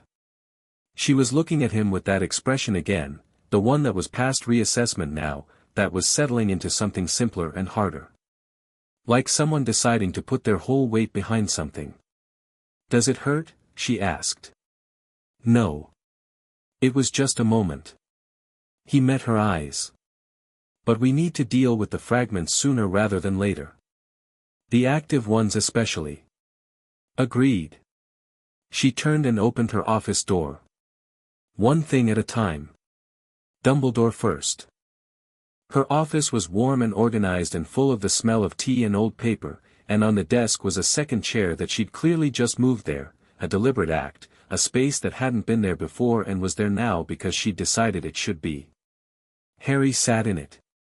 When Dumbledore arrived 7 minutes later and pushed open the office door with his calm, paternal, practiced smile, he found 3 people arranged in his deputy headmistress's office, McGonagall behind her desk, Flitwick in the corner, and Harry Potter sitting in the chair across from McGonagall's desk as though he'd been there for years. Dumbledore's smile did not falter. He was too good at this for that. But his eyes, as they moved from McGonagall's face to the parchment in her hands to Harry's face, did something quick and almost invisible, a rapid reading, an assessment, a recalculation, and when they settled, the twinkle that had been absent last night was still absent. "Good morning," Dumbledore said. Harry looked at him and said nothing. McGonagall put the parchment on the desk between them, flat and open, and said, "Sit down, Albus." And the way she said it, without anger, without volume, with the absolute unhesitating certainty of a woman who has looked at what the stones know and decided she will not be managed this time, made Dumbledore, for just one moment, look something close to afraid. He sat down. And outside the castle, deep in the foundation stones, the ward diagnostic cycled through its patient count one more time, 313 remaining bindings, 13 Horcrux fragments still present, 2 of them awake and aware and already looking for something, and the ancient magic of the founders held steady. Counting. Watching. Not finished yet. Chapter 3, The Architecture of a Lie. Dumbledore sat. McGonagall let the silence last long enough to be deliberate, which was something Harry appreciated. She wasn't filling it. She was letting the parchment sit there in the middle of the desk between them and do its work. 347 bindings. 15 Horcrux fragments. A monitoring charm extracted from a scar and now sealed in a goblin's containment vial. The parchment knew what it knew and it wasn't going to soften it. Dumbledore looked at it the way he looked at everything, with that quality of considered engagement that made you feel, every single time, that you had his complete attention and that his complete attention was a gift. Harry was finding that quality increasingly interesting. Not impressive. Interesting. The way a mechanism was interesting when you could see the gears. 347, Dumbledore said. Sharpfang's count, McGonagall said. Broken out properly from the compound charms. The Wardstone's figure of 89 accounts for the anchors, not the individual constraints. Yes. Dumbledore looked at the parchment. Something moved in his expression, not guilt, exactly, or not only guilt. Something more structural. The look of a man examining the foundations of an argument he's been living inside for a decade and noticing, perhaps for the first time with this quality of attention, exactly how much weight it's been asked to bear. I see. Do you? Harry said. Dumbledore looked at him. The look was careful and calibrated and had that warmth in it, the particular warmth that was offered as a kind of buffer, something between you and the hard thing, something that suggested that whatever came next would be managed and contained and ultimately fine. Harry didn't take it. How many of them did you place? Harry asked. The room went very still. Harry, Flitwick began. It's a fair question, Harry said, without looking away from Dumbledore. Not aggressively. Just, directly. The way you asked questions that deserved direct answers. Someone placed 347 magical bindings on me over the course of approximately 11 years. Some of them go back to infancy. The older ones are ministry classified. My parents are dead, which means someone acted as my magical guardian. The monitoring charm in the scar was placed after my parents died and was sophisticated enough that a Gringotts professional had never seen its like. He tilted his head slightly. So. How many of them did you place? Dumbledore was quiet for a moment. Not all of them, he said. How many? Harry, the situation is considerably more. How many, Professor? Another pause. And in the pause something shifted, because the pause wasn't Dumbledore finding words. He had words. He always had words. The pause was Dumbledore deciding which version of the truth to offer, and Harry could see the decision happening in real time, and watching it was its own kind of answer. The monitoring charm in the scar, Dumbledore said. That was mine. And several of the core suppressants in the early layer. Placed when you were 15 months old. He paused. And a series of environmental dampeners renewed annually each summer. Environmental dampeners, McGonagall said. The quality of her voice had gone to something very cold and very flat. Renewed annually. In what environment? At the Dursley household. You've been going to Privet Drive every summer, McGonagall said. To renew magical suppressants on a child. Minerva, every summer for 10 years, Albus. The reasoning, start from the beginning, McGonagall said. And I want the actual beginning. Not the version you've prepared for this conversation. Dumbledore looked at her, and for a moment, just a moment, the careful management dropped far enough to show what was underneath it. Not a villain's satisfaction. Not cold calculation. What was there was something much more uncomfortable, conviction. Deep, genuine, long-held conviction in the rightness of a terrible choice. Harry recognized it. He'd seen it in the Dursleys. Not the cruelty for cruelty's sake, that was simple. What was hard was the cruelty that believed it was kindness. The prophecy, Dumbledore said. We know about the prophecy, McGonagall said. All of it? Tell us. He told them. He spoke for 20 minutes, and Harry listened to all of it and stored all of it and let it mean what it meant. The prophecy, the one with the power to vanquish the Dark Lord approaches, spoken before Harry's birth, overheard and carried to Voldemort, triggering the attack on Godric's Hollow. The Scar Horcrux, Dumbledore had known about one, believed only one, which Harry noted, and the theory that Harry would need to die to destroy it. The plan, assembled in the years after Voldemort's first defeat, to keep Harry hidden and humble and unprepared for his own sacrifice, because a child who knew he was going to die would not go willingly to his death. He said it better than that. He dressed it in architecture, protection and necessity and the impossible arithmetic of war, one life against thousands, one child against a generation of suffering. He had clearly said versions of this to himself for a decade, and the argument had, in his own mind, a terrible coherence. Every piece supported every other piece. The monitoring charm to track Harry's condition. The bindings to prevent accidental magic that might draw attention, might alter the prophecy's conditions, might let the power in Harry grow in ways that made the sacrifice harder to arrange. The Dursleys to ensure he grew up away from the wizarding world, unaware of his significance, unable to build allies or resources or independence. All of it. Every single piece of it. Assembled around the central premise that Harry Potter was a weapon aimed at Voldemort, and weapons needed to be managed, and you didn't tell a weapon what it was for. When he finished, the room was quiet. Hermione, in the corner, had stopped writing. Flitwick was looking at the wall. McGonagall was looking at Dumbledore, and her expression was the most frightening thing Harry had seen since arriving at Hogwarts, because it wasn't anger. Anger would have been easier. It was comprehension. The look of someone who has heard a thorough explanation and understood it completely and found the understanding to be worse than the ignorance. Harry said, "You decided all of this when I was how old?" "The planning began when you were." Dumbledore paused. "Shortly after Godric's Hollow." "So I was 15 months old." "Yes." "And you never considered," Harry stopped.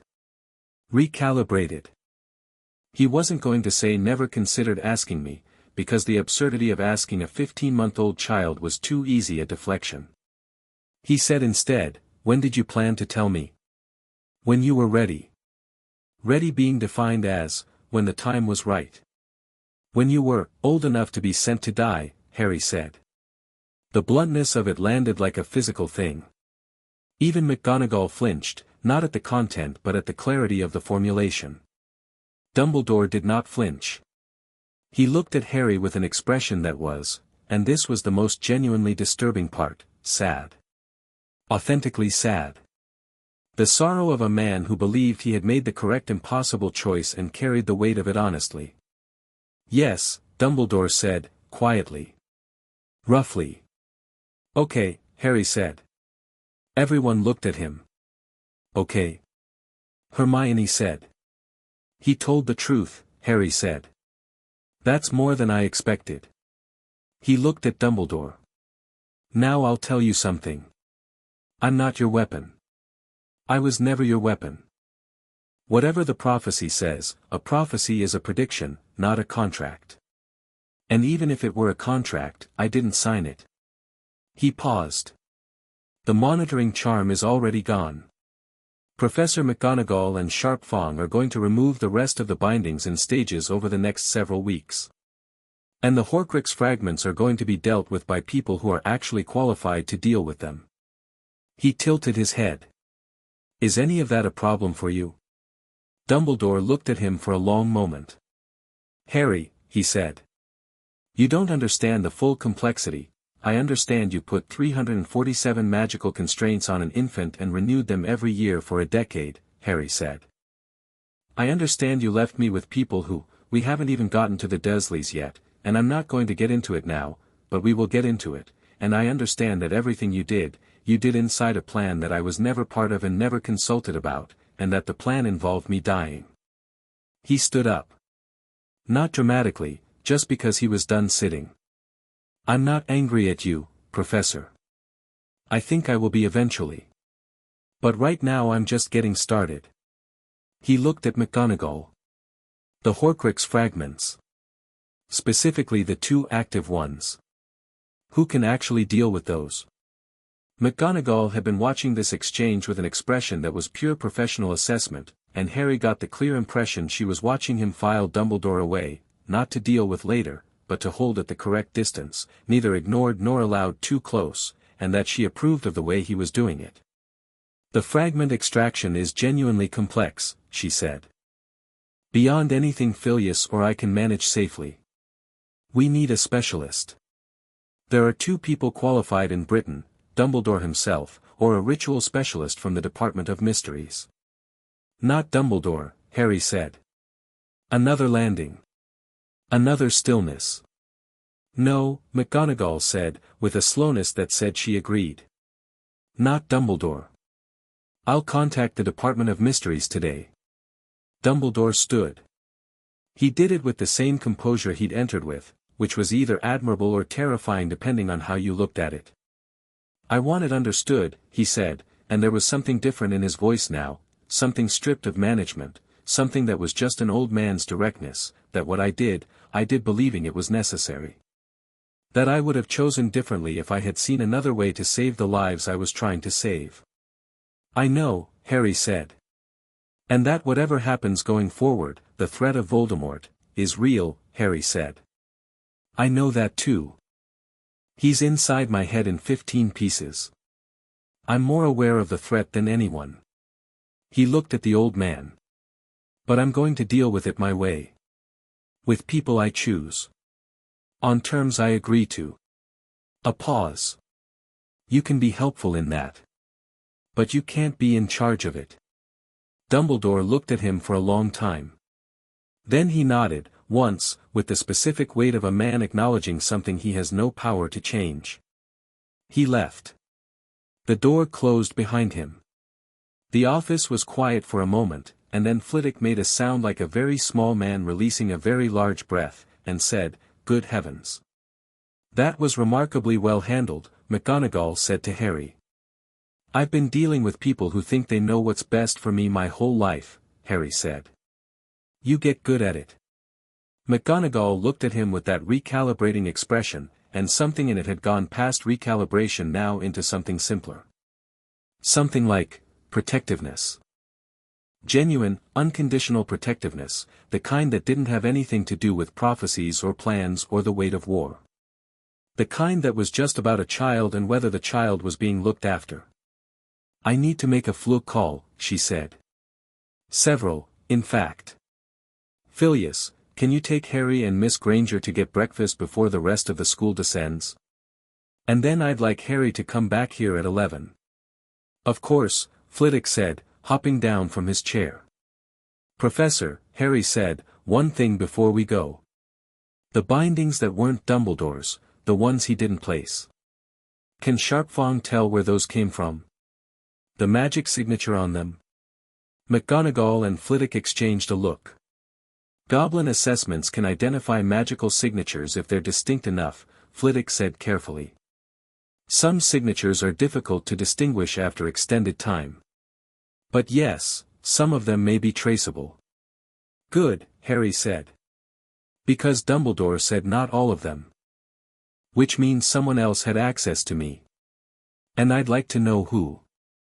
He said it the way he said most things, flatly, without drama, as a straightforward statement of intention.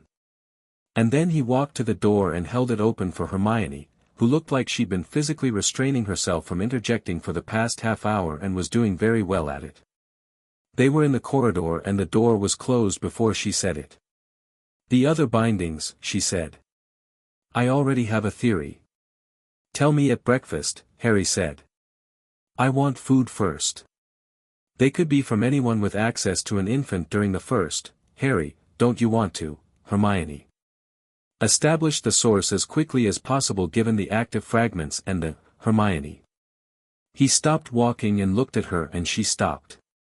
I know. I want to know everything, as fast as possible.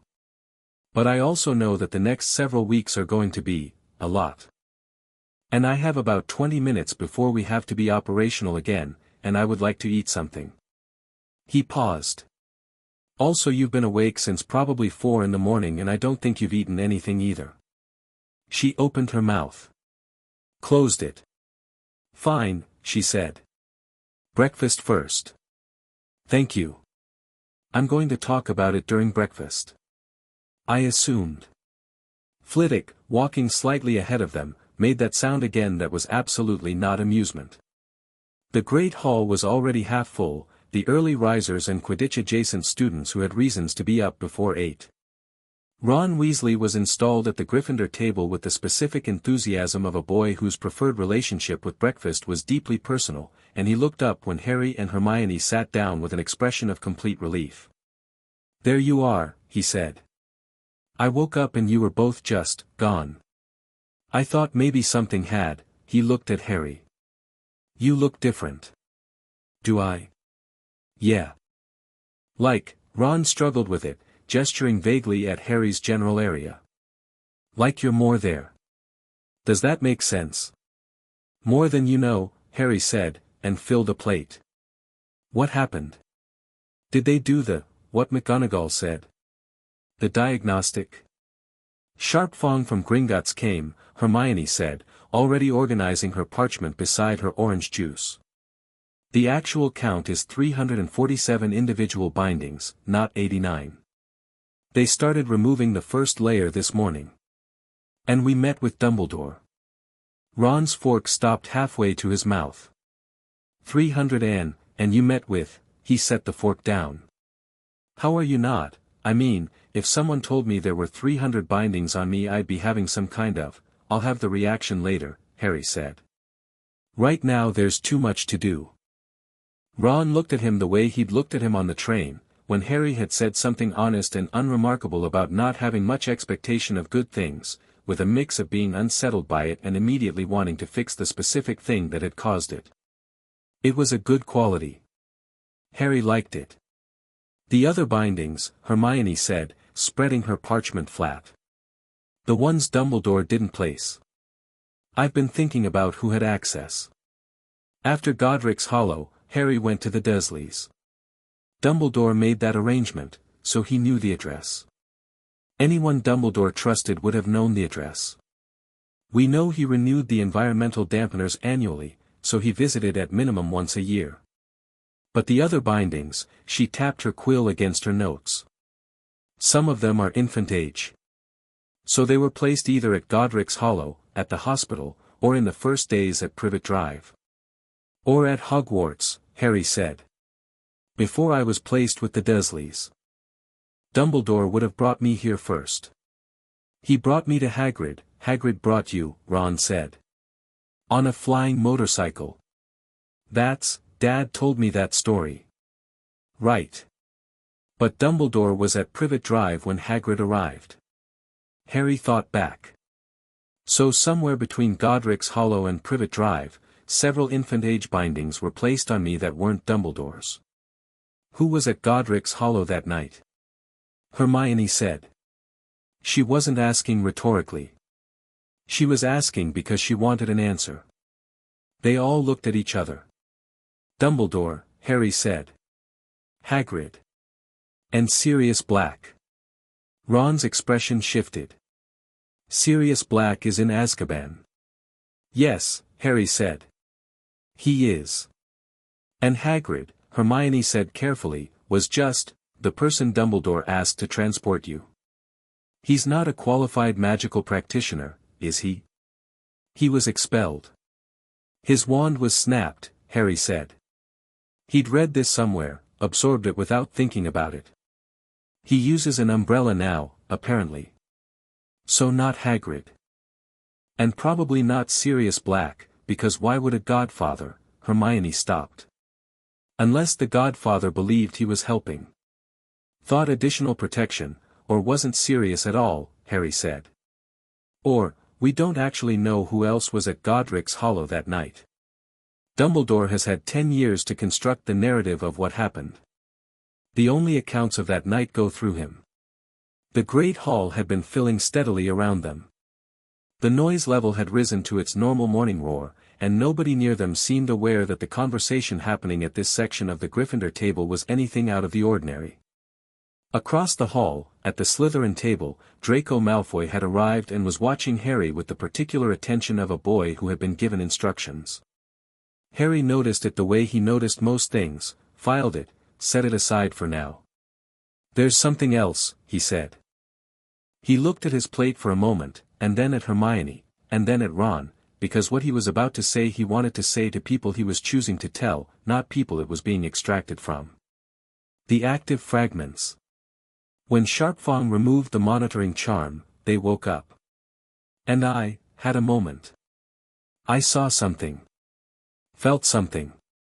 He described it, the darkness, the pale face, the red eyes. The cold. The thought that wasn't his thought. Found you. Ron had gone quite pale. Found you. It said found you. It was a fragment. It doesn't think the way, it's not a full consciousness. More like an echo of one. But it was aware that the monitoring system had been disrupted. Harry kept his voice even. Which means somewhere, somehow, whatever is left of Voldemort felt the same thing. He's going to know the monitoring charm is gone, Hermione said.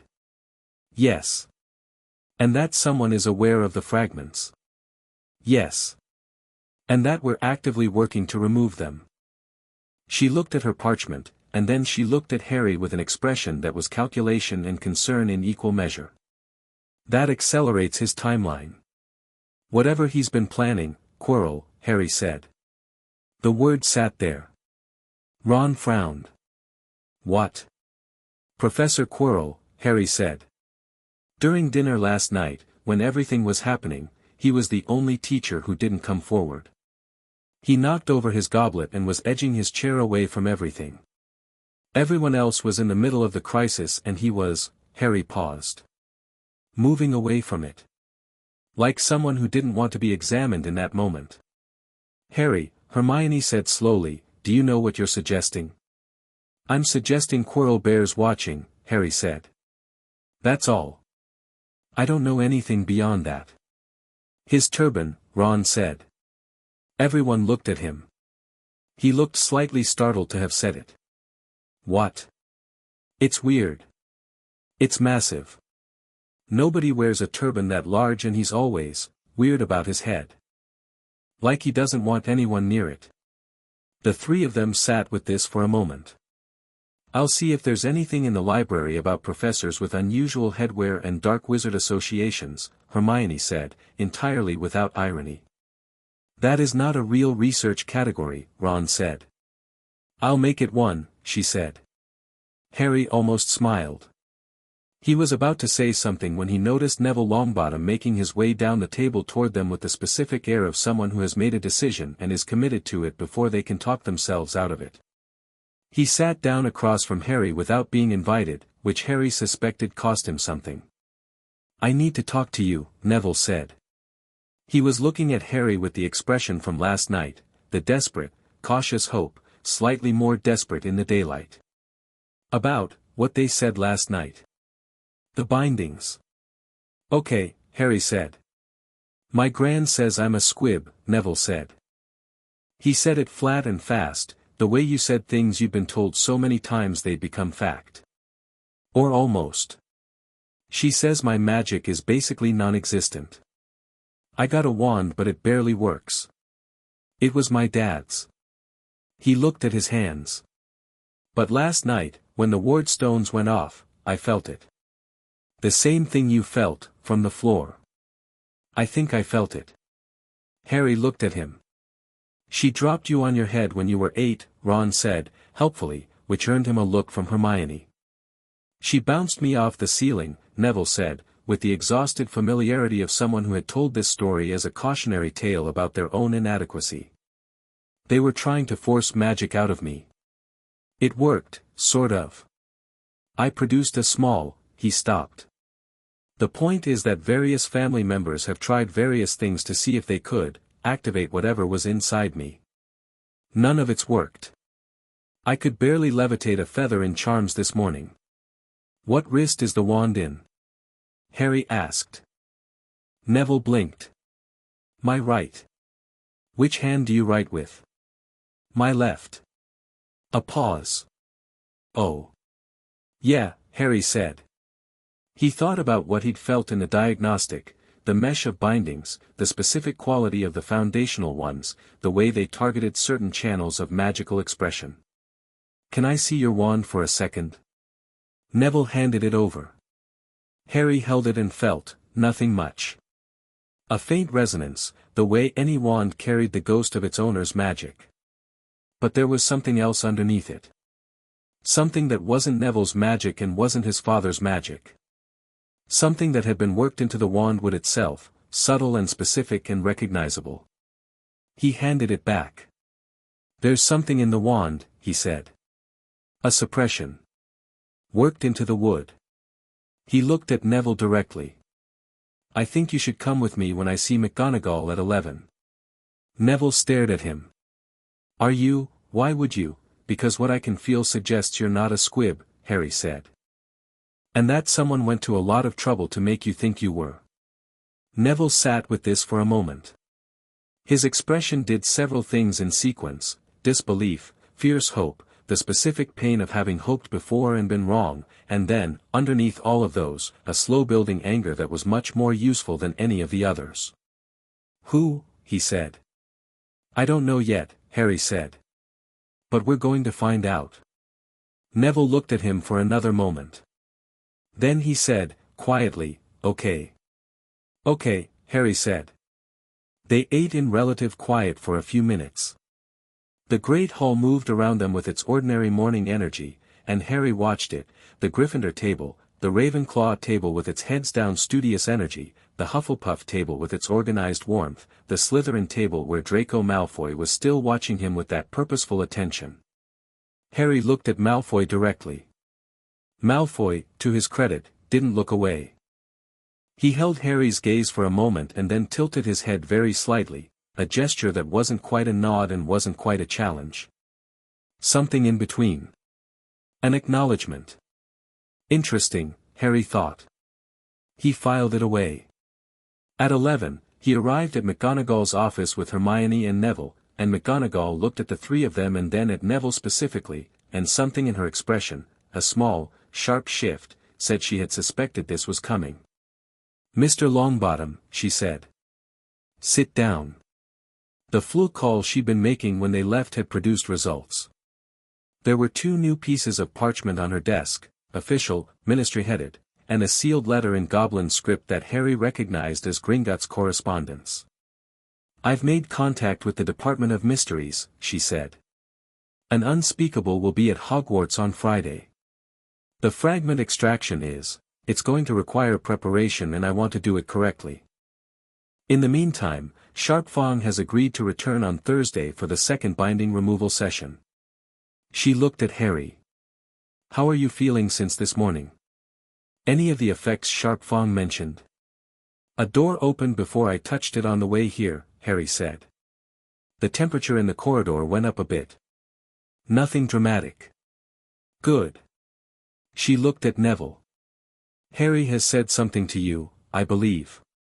He said there's a suppression in my wand, Neville said. He was sitting very straight in a way that suggested he was using formality as armor and it was moderately effective. And that I'm not, he stopped. That I might not be a squib.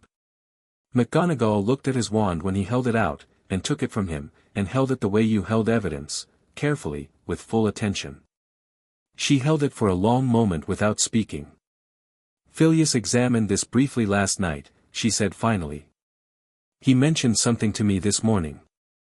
We didn't have time to pursue it. She set the wand on the desk and looked at Neville with that steady look. Your grandmother made your wand selection for you, is that correct? Yes. She said my father's wand chose me. He can't use it anymore, obviously. Your father's wand, McGonagall said, chose you at age 11, after a decade of your core having been, she stopped. Mr. Longbottom, how old were you when you first produced accidental magic? I didn't. Not until the sealing thing. My great-uncle Algy, before that, McGonagall said. Before anyone was watching for it. Neville went still. I mean, there were a few things. When I was very small. Gran said they were accidents. Misidentified events. She said I wasn't, he stopped. His hands, on his knees, were very still. She said I wasn't the same as other magical children. Because of what happened to my parents. Your parents, McGonagall said carefully, were tortured into insanity by followers of Voldemort. They are currently residents of the long-term ward at St. Mungo's. They cannot communicate. They cannot advocate for their son.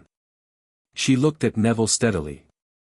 Which means your magical education and your understanding of your own capabilities has been managed entirely by your grandmother, a woman who by all accounts loves you but who may have, she chose the word precisely, made decisions about you that were not entirely based on your best interests. Neville said nothing. His jaw had gone tight. I want Sharpfong to examine your wand on Thursday, McGonagall said. And I want Pomfrey to run a core diagnostic on you as well. She paused. I can't promise what the results will be. But I can promise that you will have accurate information afterward. Is that acceptable? Neville nodded. His voice, when he used it, was controlled with visible effort. Yeah, he said. That's acceptable. The ministry headed parchment on McGonagall's desk. Harry had been looking at it since he sat down, shifted slightly as though reminding someone it existed. McGonagall noticed his look. The Board of Governors, she said. They've been notified. The Wardstone alert last night generated an automatic report to both the board and the ministry. That standard protocol can't be overridden by the headmaster. She looked at the parchment.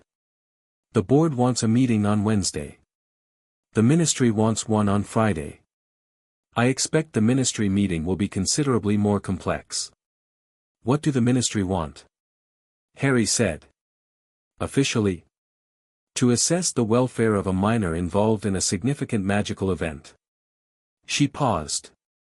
Unofficially, the current minister has strong ties to several old families, some of whom had Death Eater associations during the war. The news that Harry Potter arrived at Hogwarts with significant Horcrux contamination is not small news. There are people in the ministry who will see this as information to be managed. Fudge, Hermione said, from her corner. McGonagall looked at her. You know about the minister? I've read extensively about post-war British wizarding politics, Hermione said, in a tone that suggested she was slightly embarrassed about how much she'd read. Cornelius Fudge has been minister for 2 years. He was backed primarily by the Malfoy family and their associates. He has consistently downplayed evidence of remaining Death Eater activity. He prefers maintaining the appearance of security over actual security, Harry said. Right. He's going to want to make this go away, McGonagall said. Quietly, if possible. Dramatically, if necessary. The diagnostic is documented, Harry said. Sharpfang's assessment exists. The wardstones generated an automatic report. You can't unring those bells. No, McGonagall agreed. But they can be framed. Interpreted. Minimized. She looked at him steadily. I want you to know what's coming before it arrives. I appreciate that, Harry said. He meant it, simply and completely. After a lifetime of people managing his information, being told things directly it was a surprisingly significant thing to receive. Snape arrived 11 minutes later, which was either because McGonagall had sent for him or because he had a sixth sense for consequential meetings and a need to be in them. He stood in the doorway for a moment, reading the room with the quick, total assessment of a man who had spent years in environments where misreading a room had physical consequences. Longbottom, he said, noting Neville's presence with a flat expression that nonetheless contained something complicated. He came in and closed the door. I've done some research this morning, he said, without preamble, to the room in general but to McGonagall in particular. Into magical signatures on high-grade suppression charms. He paused. You asked Sharpfang to identify the signatures on the non-Dumbledore bindings. He can't do it until Thursday's session, McGonagall said. He needs the originals undisturbed. He won't need to, Snape said. He said it the way he said most things, clipped, certain, slightly contemptuous of the pace at which everyone else was arriving at the obvious, and then he put a piece of parchment on McGonagall's desk. 3 of the infant-age bindings have a signature I recognize. I recognized it last night but I needed to confirm. He looked at the parchment rather than at anyone in the room. They belong to Bartemius Crouch Sr. Ministry of Magic, former head of magical law enforcement. A pause. He had aura-level authority to authorize magical containment in the immediate aftermath of Voldemort's defeat. The emergency powers enacted in October 1981 gave the head of magical law enforcement authority to act on any magical minor whose condition was classified a public safety risk. The room was quiet. A 15-month-old child, McGonagall said. Who had survived an unblockable curse and whose magical state was entirely unknown, Snape said. Crouch was, he stopped. Something crossed his face. He was meticulous. Obsessive about security. The emergency powers were broad and he used them broadly. I imagine in his mind he was containing a potential hazard. He was binding an orphan, McGonagall said. Snape's jaw tightened. Yes. What about the rest? Harry said. The ones that aren't Dumbledore's and aren't Crouch's. 2 more signatures from that early period, Snape said. Both ministry associated. I'm working on identifying them specifically. He looked at the parchment. The more recent bindings, the ones from the last 3 years or so, those are different. They're not ministry signatures. They're, another pause, and this one had a quality Harry hadn't heard from Snape before, something that was almost hesitation. Familial magic. Blood anchor type. The signature is Dursley.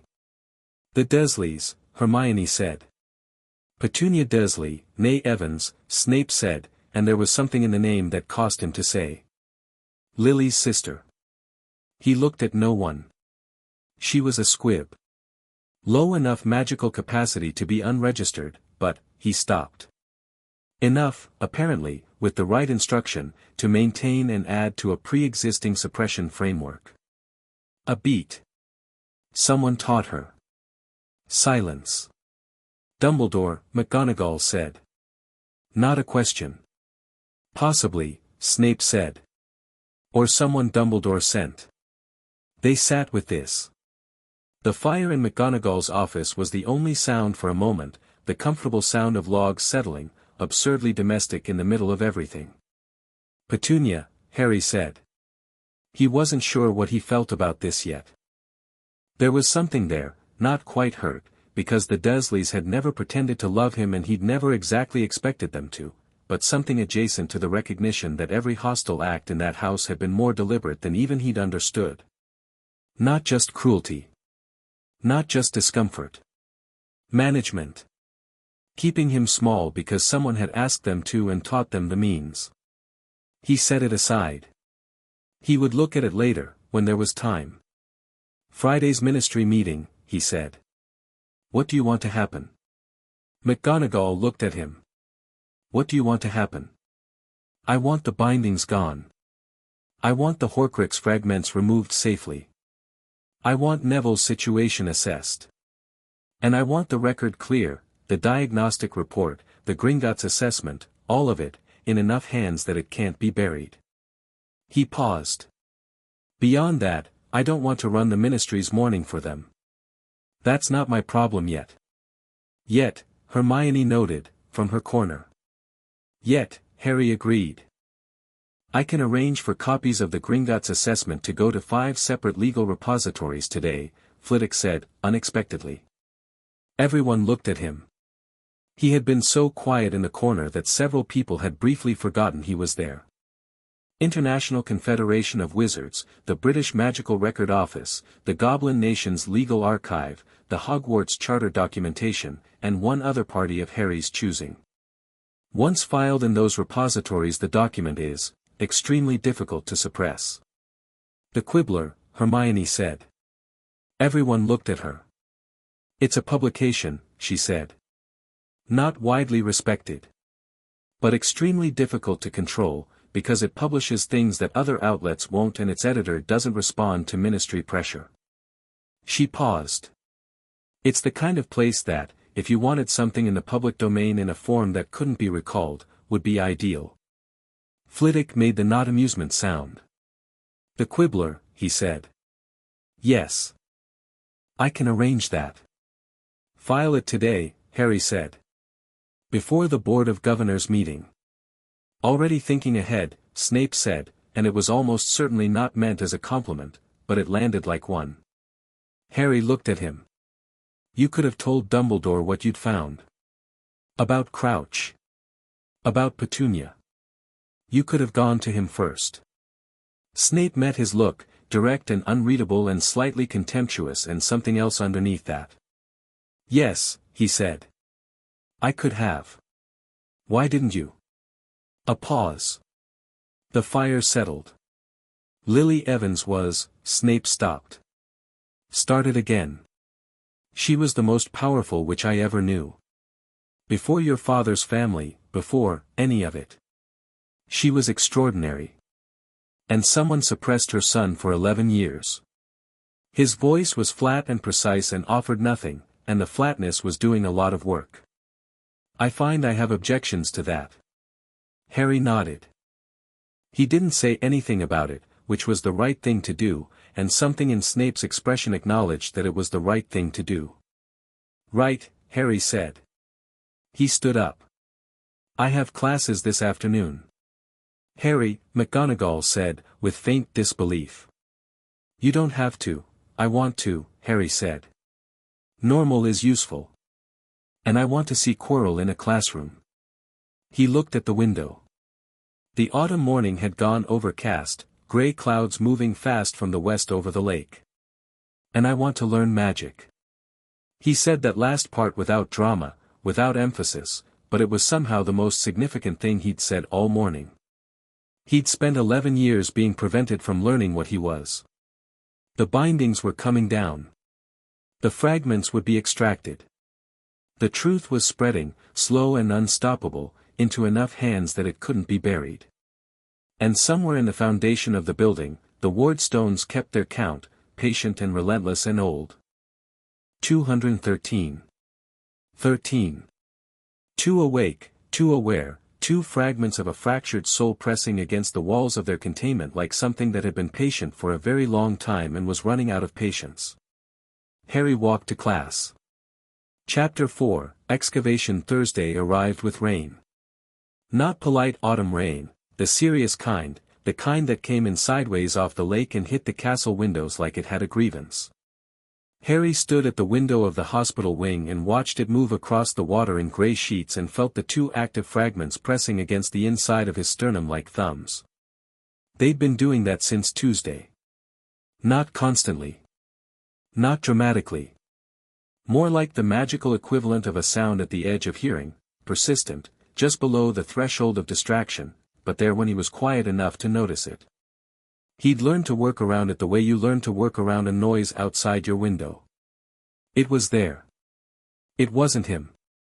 Those were the two important facts. Sharp Fang arrived at 8:30, earlier than scheduled, with two additional goblins he introduced as his assessment colleagues and didn't name. They were carrying cases with the professional gravity of surgeons prepping a theater.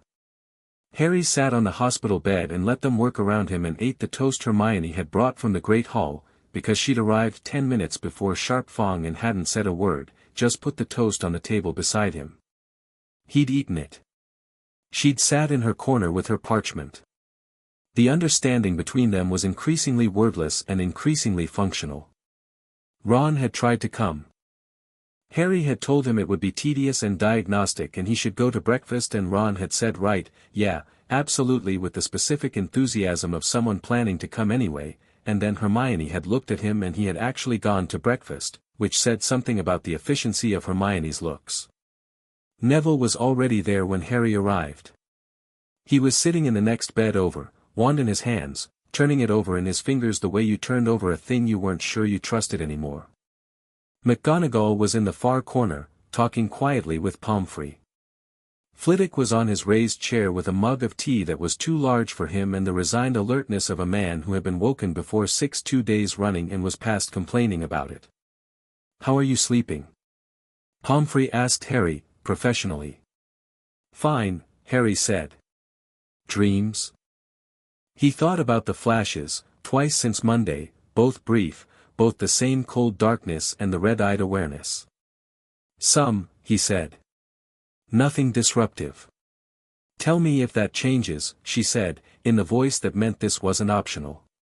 "Yes," he said, because he'd decided to be honest with Pomfrey. She was the kind of adult who was useful precisely because she operated independently of everyone's agendas, Dumbledore's, the Ministry's, everyone's. Her whole professional orientation was toward the patient in front of her. He'd clocked that on the first day. It was valuable. Sharpfang's second binding removal session was different from the first. The first session had been about the oldest layer, the foundational suppressants, placed in infancy, settled deep. Removing them had been like clearing rubble from something that had been buried. The work this time was on the next layer, the one Snape had identified as Crouch's, alongside several Ministry-adjacent signatures that Sharp Fang had now confirmed were from 2 of Crouch's former Aurors, both of whom had been operating under the same emergency powers authorization in the weeks after Voldemort's defeat. Authorized. Official. Bureaucratically impeccable. 3 Ministry officers, acting entirely within their legal remit, had bound an orphan child in a hospital ward while his parents' bodies were still warm at Godric's Hollow. Harry had spent Tuesday evening sitting with this fact. Not trying to do anything with it. Just letting it be a fact, with its full weight, because he'd found that trying to minimize true things was expensive in ways that weren't immediately obvious. On Wednesday morning he'd told McGonagall he wanted the names of the 2 Aurors. She'd given them to him without asking why. He'd written them down. Put the paper in his trunk. Moved on. The second layer came out differently from the first. Less like clearing rubble, more like unthreading. These bindings had been placed with professional skill and they interconnected in ways the first layer hadn't, designed to compensate for each other so that removing one without removing the others created instability. Sharp Fang worked methodically through the sequence, his instruments mapping the connections, and when he took the first one out the rebound was sharp enough that every candle in the ward flared to 3 times its normal height for 2 full seconds before settling. Stable, Sharp Fang said, with the calm of a professional who had planned for exactly that. He made a note. Continue. The third removal sent a crack through the window over Harry's bed, a clean diagonal split from corner to corner, neat as a ruled line. "Sorry," Harry said. "The castle can handle it," Flitwick said, with cheerful resignation, and mended it. By the 8th removal, the ambient temperature in the hospital wing had risen enough that Madame Pomfrey had opened all the windows, which let the rain in, and then she'd closed them again and cast a cooling charm instead, which Sharpfang's assistant fixed in place because the fluctuating temperature was interfering with the instruments. By the 14th, Neville had gone very still in his adjacent bed, watching everything with an attention so complete he'd forgotten to look anxious. By the 22nd, Harry could feel the difference. It was hard to describe. The metaphor he kept returning to was light, not that he could see more, but that the world was somehow more available to him, the way a room is more available when you open the curtains. His magic was still bound, 191 remaining, but the quality of what had been freed was different from the first session. These were deeper bindings, targeting more specific channels. What was coming back online was precision. The ability to feel the grain of magic in things around him, the way a carpenter felt grain in wood. He felt Neville's wand from across the room, and what he felt in it was cleaner now. Clearer. Sharpfang, he said, during a pause between removals. Yes. Neville's wand. The suppression in it, can you take it now, or does it need its own session? Sharpfang looked at the wand in Neville's hands. Different type of work, he said. Wand magic rather than person magic.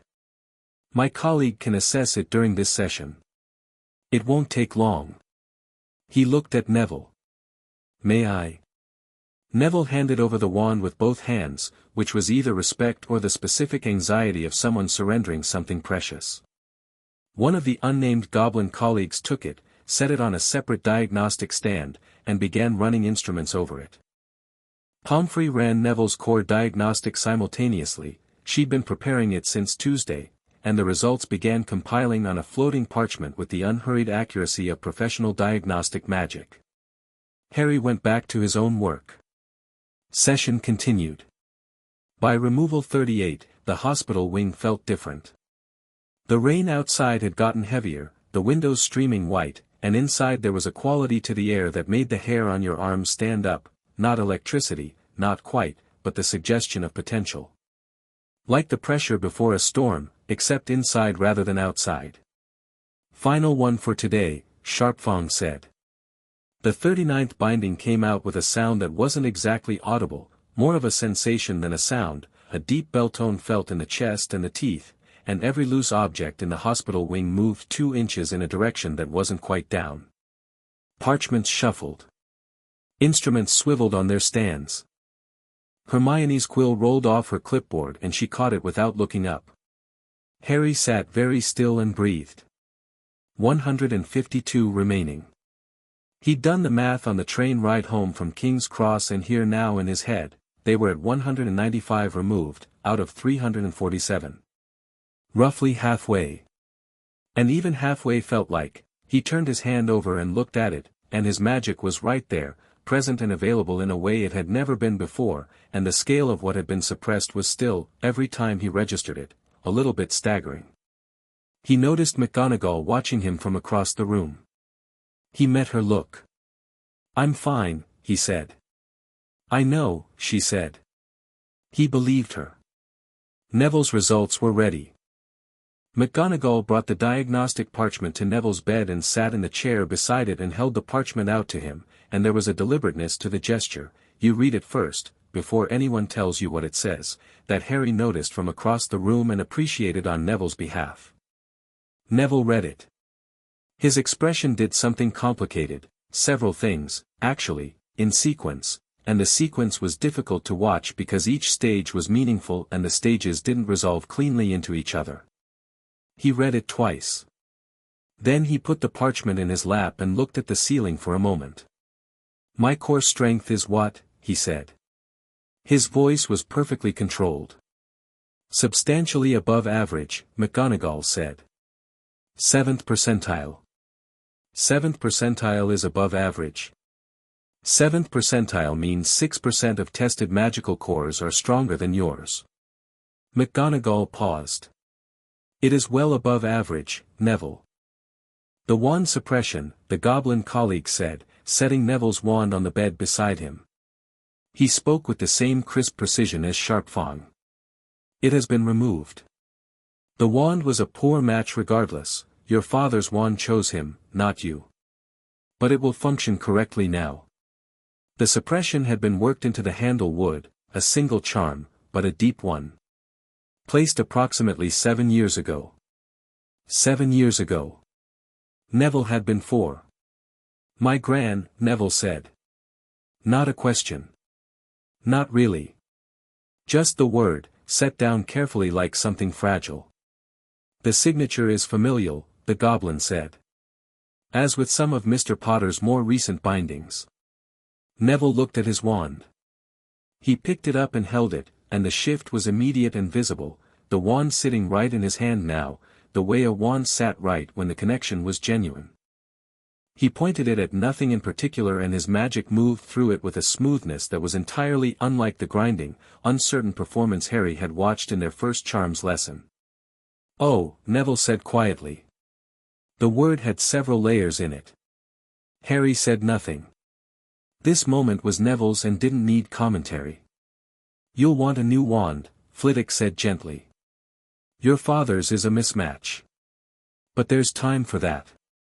The Hogsmeade trip in November, or, I want to go Saturday, Neville said. His voice had changed. Something in it had settled, the same way Harry felt things settling in himself as each binding came off, a straightening, a taking up of space. Can I go Saturday? I'll arrange it, McGonagall said. Neville nodded. He set his father's wand on the table with a careful deliberateness that said I'm not angry at you, but I'm done with this. Then he looked at Harry across the room. Thank you, he said. I just suggested it, Harry said. Yeah, Neville said. Still. The goblins packed their cases with practiced efficiency, and Sharpfang gave McGonagall a sealed assessment report and told her Friday's session with the unspeakable was appropriately timed, the active fragments would remain stable through tonight, but he would not guarantee stability beyond the weekend. His assistant had left a set of containment instruments on the stand beside Harry's bed, calibrated to dampen the active fragment signals if they became disruptive overnight. Think of them as noise-canceling, Sharpfang said. Appreciated, Harry said. Mr. Potter. Sharpfang paused at the door. He had the air of a professional making a statement that was outside his professional remit but that he was making anyway. Gringotts has filed the assessment report. As of this morning it is in all 5 repositories. He paused. The Quibbler will run it in Saturday's edition. That fast? Hermione said. The editor apparently described the document as, Sharpfang's expression didn't change, exactly his sort of thing. Thank you, Harry said. Sharpfang left with his colleagues in single file, the door closing precisely behind them. The hospital wing settled into the quiet of a room that has recently held a lot of activity. The rain continued its argument with the windows. Harry sat on the edge of the bed and felt his magic, checking it the way you checked a newly healed injury, present, functional, somewhat tender in the channels where the bindings had been. Eat something, Hermione said, from across the room. She was already packing her parchment. Real breakfast. We have double charms at 9. You told me double charms was your favorite, Harry said. It is. That's why I want to be there on time and fed. She stood up. Neville, are you coming to class? Neville was still sitting on his bed, his father's wand on the table and nothing in his hands. He looked up. Yeah, he said. Yeah, I'm coming. Good, she said. Bring a proper wand. I just have the, bring it anyway. It'll work now. Use it until Saturday. She said it with the brisk, unsentimental practicality that was one of her best qualities. Here is the reality and here is what we do about it, and Neville picked up the wand from the table and put it in his pocket without drama. They went to breakfast. Harry ate a full plate of food and drank 2 glasses of pumpkin juice and listened to Ron's detailed analysis of the Slytherin Quidditch team's strategic weaknesses, which Ron had clearly been waiting to deliver to an audience since Tuesday. It was deeply ordinary and Harry let it be deeply ordinary because ordinary was a resource you didn't waste when you had it. He was halfway through the analysis when he felt Quirrell come into the great hall. Not saw, felt. The two active fragments, which had been a steady background pressure all morning, did something specific when Quirrell arrived, a directional shift, like compass needles swinging toward a new north. Both of them, simultaneously, orienting toward the defense against the dark arts professor with his enormous turban and his nervous hands and his carefully managed aura of ineffectual anxiety. Harry kept eating. He didn't look at Quirrell. He filed this new information under confirmed. Ron was still talking about Slytherin's chaser formation when Draco Malfoy appeared at Harry's shoulder. He didn't sit down. He stood with the particular posture of someone who had decided to have a conversation and wanted it to be clear that the decision was theirs. His two friends, Crabbe and Goyle, who Harry had already assessed as muscle with no individual initiative, were not with him. Potter, Malfoy said. Malfoy, Harry said. Ron stiffened. Hermione looked up from her parchment.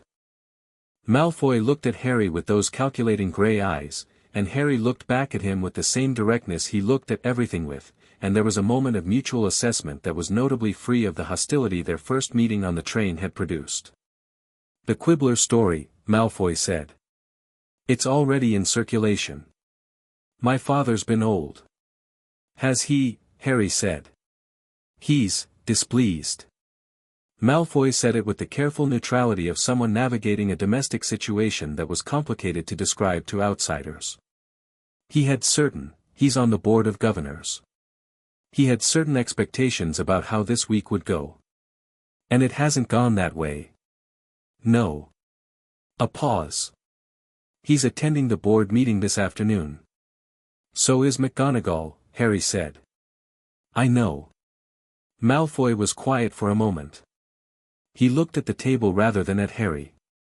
My father is not, he's going to try to use the ministry meeting on Friday to frame this as a security risk. The Horcrux contamination.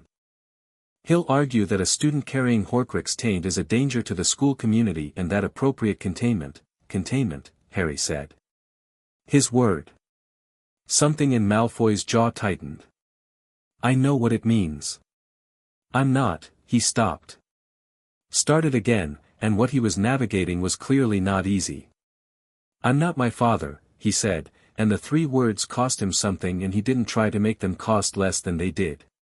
But I'm also not in a position to, another stop. I'm telling you what's coming because I think you should know.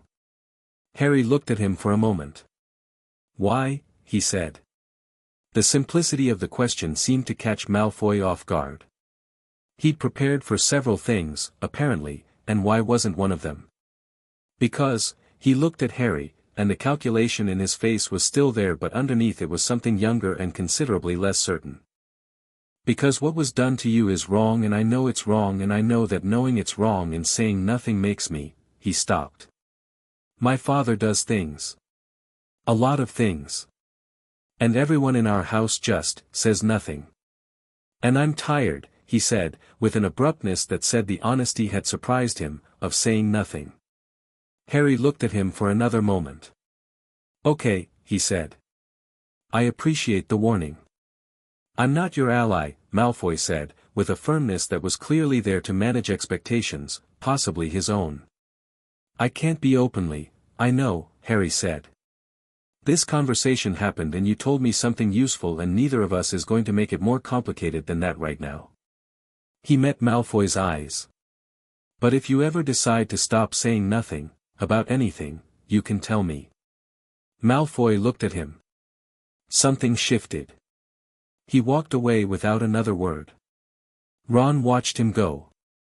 What just happened? Information, Harry said. That's all. He finished his juice. Come on. Double charms.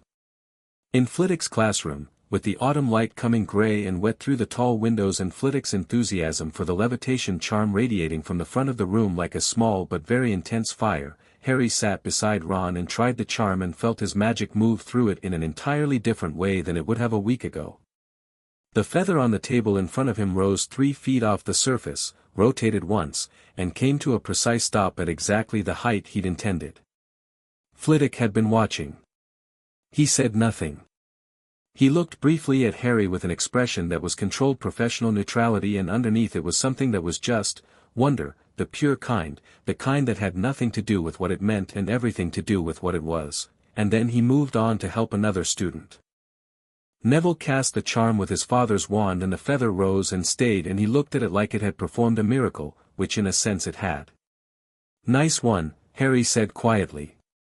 "Shut up," Neville said, in a voice that was shaking slightly, "I'm busy being emotional." "Okay," Harry said. Ron's feather went sideways into Hermione's workspace. Hermione's feather performed the charm on the first attempt, and she looked briefly pleased and then immediately tried to see if she could make it go faster, which was so essentially Hermione that Harry felt something warm in his chest that was simply, this. This is good.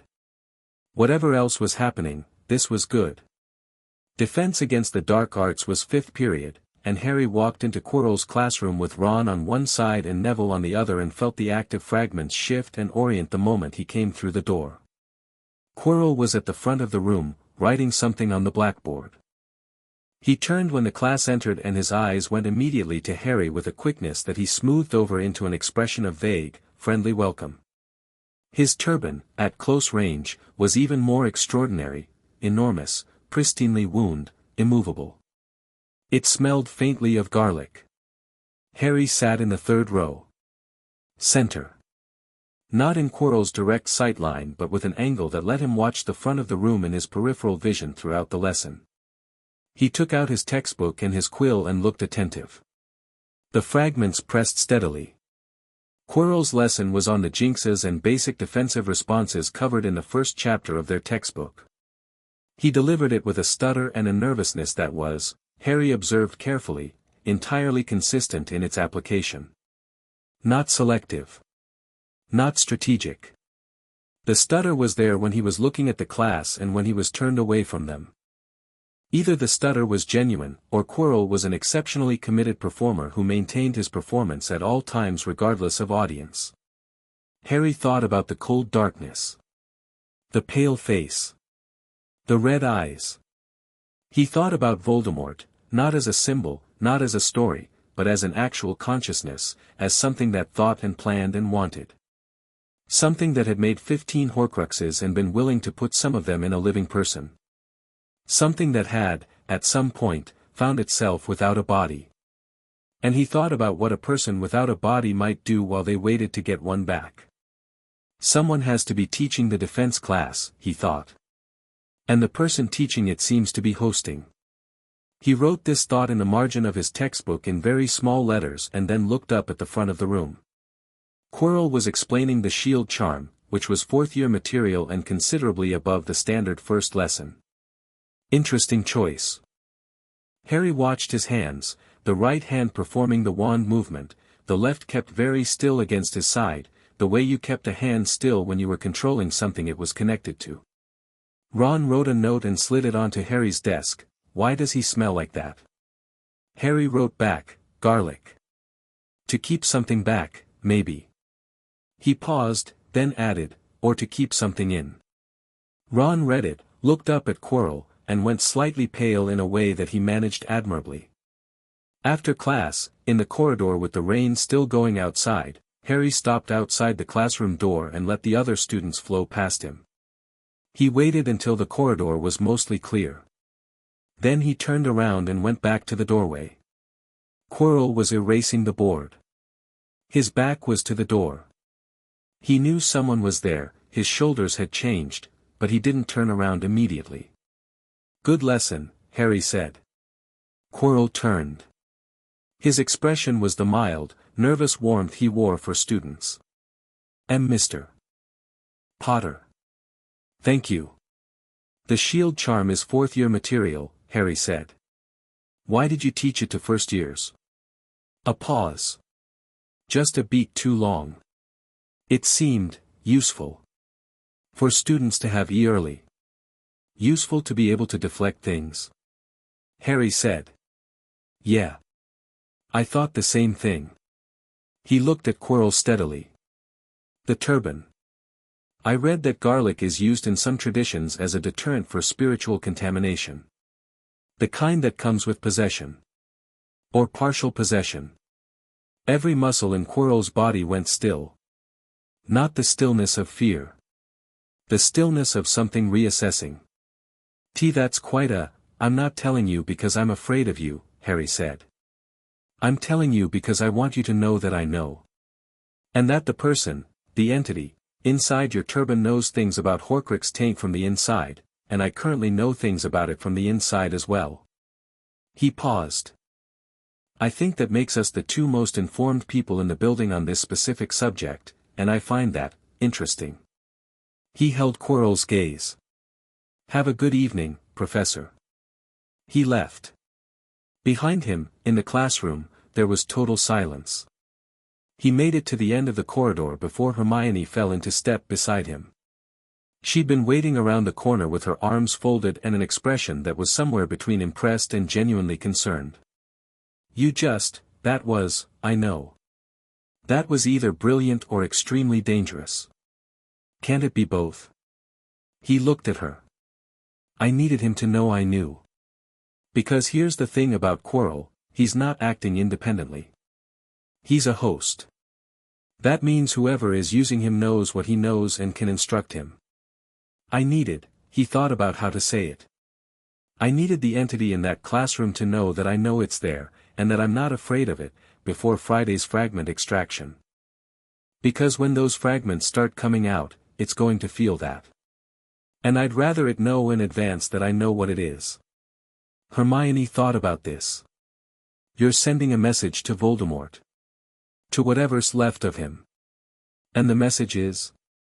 That I'm not the child he planned for, Harry said. She was quiet for a moment. Then, what if it's a provocation? What if he tries to, then he tries, Harry said. I've got fragments of his soul in me. I think the relationship is past the point of careful management. She thought about that. Fair, she said, eventually. Friday came the way significant days came, with an ordinary morning that didn't acknowledge its own significance. Harry woke to grey light and the rain still going and the fragments' pressure steady and familiar now, and he dressed and went down to breakfast and ate toast and listened to Ron speculate about Quidditch and felt completely ready. The unspeakable arrived at 9. Her name, the name she gave, which was probably not her real name, was Thorpe. She was in her 40s, unremarkable in appearance in the specific way that people who worked in the Department of Mysteries were often unremarkable, as though the job required a quality of invisibility that became habitual. She had a black case that she set down in the center of the hospital wing without ceremony and opened to reveal an arrangement of instruments that made Sharpfangs look simple. She looked at Harry for 30 seconds before she said anything. I've read the Gringotts assessment, she said. I've read the Wardstone report. I've read the diagnostic. She paused. I want you to know that I've done this work once before. Exactly once. Different circumstances, an adult, voluntary Horcrux storage that had gone wrong in several directions at once. She said it without softening it. He survived the extraction. All of it. I'm telling you so you know this is possible. How long? Harry said. For 15 fragments, with your specific taint architecture, 8 to 12 hours, depending on complications. She looked at the instruments. The 2 active ones last. We work from dormant to active, because the dormant ones are easier and the practice is useful. For you or for me? Both, she said, straightforwardly. You're going to have to cooperate with this. Not passively, actively. The fragments have been in you long enough that they've developed anchors in your magical core. I can find the anchors from outside, but dislodging them requires you to push. From inside. She paused. It will feel like trying to reject something that's part of you. It's not part of me, Harry said. I know that, Thorpe said. Your core knows that. But the fragments don't. And they've had 11 years to disagree. She looked at him carefully. Are you ready? Yes, Harry said. McGonagall was there. Pomfrey was there. Flitwick. Hermione in her corner, parchment ready, quill sharp. She'd brought 3 in case one ran dry, which Harry had noticed and found disproportionately steadying. Thorpe's 2 Department of Mysteries colleagues, also unremarkable, positioned at specific points around the bed. The extraction began. The first fragment came out in 20 minutes. It was dormant, barely present, and the removal felt like pulling a splinter. A brief, specific pain, and then absence where the thing had been, and the absence was clean and good in the way that absence of wrongness was always good. 1, Thorpe said. She sealed it in a containment vial that was more sophisticated than Sharpfang's. It hummed once when sealed and then went dark. How do you feel? Fine, Harry said. It's like a smaller version of when the bindings come off. Something is gone that shouldn't have been there. Good, she said. Next. They worked through the afternoon with 2 breaks. Pomfrey insisted on them, brief, 20 minutes of food and water and sitting up and being a person, which Harry found he needed more than he expected. The extraction was not what he'd call painful, exactly, but it was demanding. Each fragment required the act of pushing Thorpe had described, a deliberate interior effort to locate the anchor and assert that this is not mine, this does not belong here, out. It required precision and it required will, and the will, he found, was something he had in extraordinary quantities. When he located the 3rd fragment and pushed, the instruments around the bed spiked so dramatically that one of Thorpe's colleagues had to recalibrate them. Thorpe looked at the readings. You have a great deal of, she said, and chose the word carefully, conviction. Yes, Harry said. Use it, she said. Every time. By the 10th fragment the room had settled into a rhythm, the deep work of each removal, the instruments, the sealed vials accumulating on the table beside the bed. Hermione had filled 3 sheets of parchment. The light through the windows had gone from grey morning to grey afternoon. Neville had come in at lunchtime and sat in a chair by the door without asking, and nobody had told him to leave. He sat there all afternoon with his newly functional wand in his pocket and watched Harry work with the steady attention of someone paying a debt they hadn't incurred but felt anyway. Harry noticed it between removals and said nothing about it, which was the correct response. And then the 11th, 12th, 13th. Dormant. Gone. 3 more vials sealed and humming. 14. This one was different. Thorpe had to work at the exterior for nearly an hour before Harry could locate the anchor clearly enough to push. It was deep, older than the others, embedded in a way that was almost structural. When it finally came out, Harry felt a jolt of something that wasn't pain but was more actions request aborted. Right, the next chapter now. Chapter 5, The Reckoning. The ministry arrived on a Tuesday. Not Friday, as scheduled.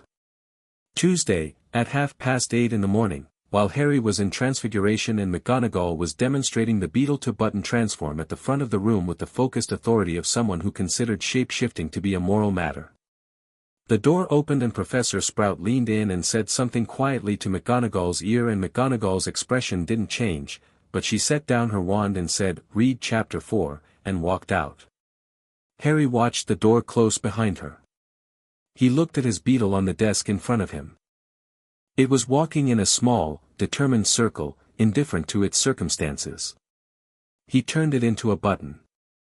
Not a standard button, a perfect one, with a fine silver edge and 4 holes spaced with mathematical precision, the kind of workmanship you'd expect from a craftsman who'd spent years at the task. He'd done it in one attempt without the incantation, which he hadn't meant to do, which had been happening more frequently since Thursday. He covered it with his hand before the student next to him could see. Ron leaned over. "You just, chapter 4, Harry said." Ron looked at the covered button, then at the closed door, then at his own beetle, which had not cooperated. "Something's happening, isn't it?" "Something's always happening," Harry said. "Read." He did not read. He listened to the castle. The ward pulse had changed since Thursday's extraction. Cleaner. More reciprocal. With the 13 fragments gone, 14 after the long session, 15 removed in total by the end of Friday. The castle felt like a conversation he was having rather than a message he was receiving. The stones knew when things entered its grounds. It had been tracking the ministry contingent since they passed through the outer wards 20 minutes ago, and Harry could feel the direction of their movement the way you felt the direction of wind. 4 people. Coming from the main gates, not the carriages, which meant they'd apparat to the gate and walked in. Walking briskly. The specific briskness of people on official business who wanted to be seen conducting it.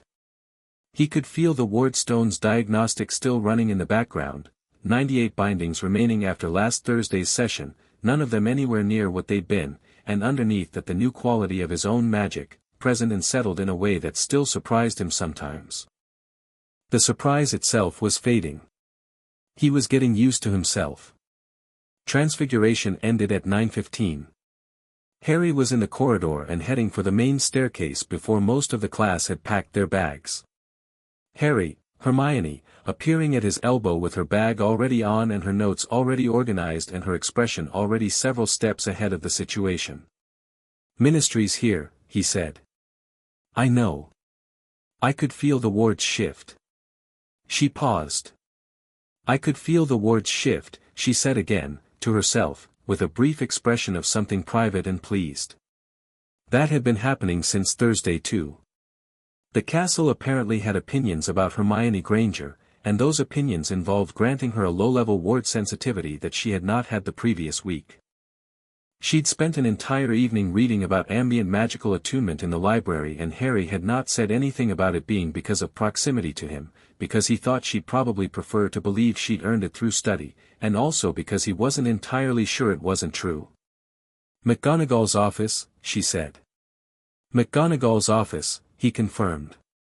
Ron caught up with them on the stairs, slightly out of breath, tie at the angle it was always at, and looked between them with the expression of someone who had decided months ago that keeping up with these two was a full-time endeavor and had committed to it completely.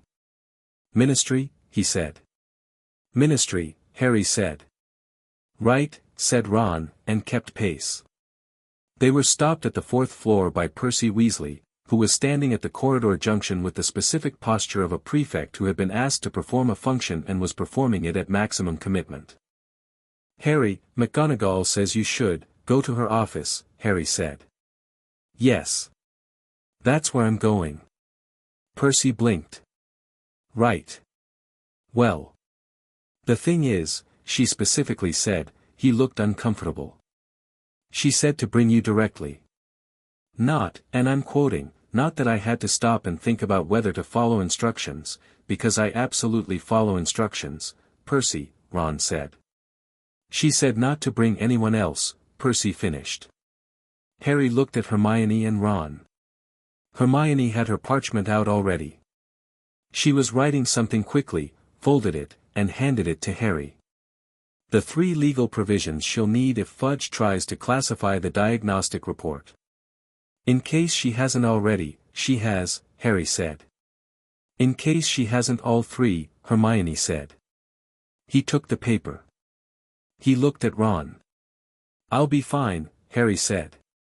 "Obviously," Ron said, in a tone that acknowledged this was true and found it slightly unreasonable. "Just, if it gets weird, come find me," Harry said. "Bring Neville." He went. McGonagall's office was full in a way it hadn't been before. McGonagall behind her desk. Dumbledore in the far corner, standing rather than sitting, with the expression of a man who has decided his role in this situation is available if needed and is performing that role with careful precision. Flitwick nearby. And on the other side of the desk, for ministry visitors arranged in the specific formation of people who have coordinated their body language. Cornelius Fudge was shorter than Harry expected. He had a lime green bowler hat that he was holding in both hands in the way nervous men held hats, not wearing it, not setting it down, just holding it as a physical object to do something with.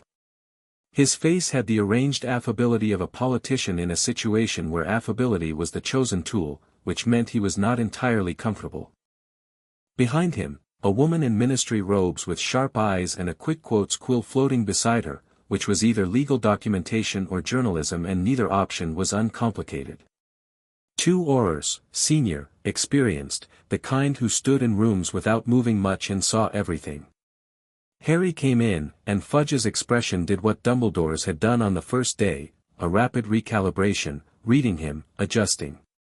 Harry was aware that he looked different than they expected. 11 years old, yes. Slight, yes. But the quality of his stillness was not the stillness of a child. He'd been in rooms with more powerful people than Cornelius Fudge since the age of 2 months old and had managed to come through them mostly intact. Harry, Fudge said, with the warmth of a man deploying warmth. Wonderful to finally meet you. I'm Minister Fudge, Harry said. Thank you for coming in person. The warmth flickered. Harry had taken the sentence he was going to use and used it first, and Fudge spent half a second rebuilding. Yes, well, when something of this significance comes to our attention, we feel it's important to come early, Harry said pleasantly. The meeting was scheduled for Friday. There were concerns about timing. About what specifically might change between Tuesday and Friday. Harry said. He sat in the chair on his side of McGonagall's desk and settled into it with the ease of someone who had decided this was his meeting as much as anyone's. The binding removal is continuing. The diagnostic is documented. The Gringotts assessment is already in 5 repositories and the Quibbler ran it Saturday. He paused. What was the timing concern? Fudge looked at McGonagall. McGonagall looked back at him with the expression of a woman who was finding the situation instructive. Harry, Fudge said, shifting tack, which Harry noted as a strategic concession, we're here because we're concerned about your welfare. The reports indicate a significant magical event on your first night at Hogwarts, and naturally the Ministry wants to. I'd like to understand the Ministry's jurisdiction here, Harry said. Specifically. He pulled Hermione's folded parchment from his pocket, opened it, glanced at it. Clause 7 of the Minor Magical Subjects Protection Act says the Ministry may conduct a welfare assessment of a minor involved in a significant magical event, with the consent of that minor's magical guardian. The Hogwarts Wardstone event was significant. He looked up. Who is my magical guardian? Fudge blinked. I ask, Harry said, because my parents are dead.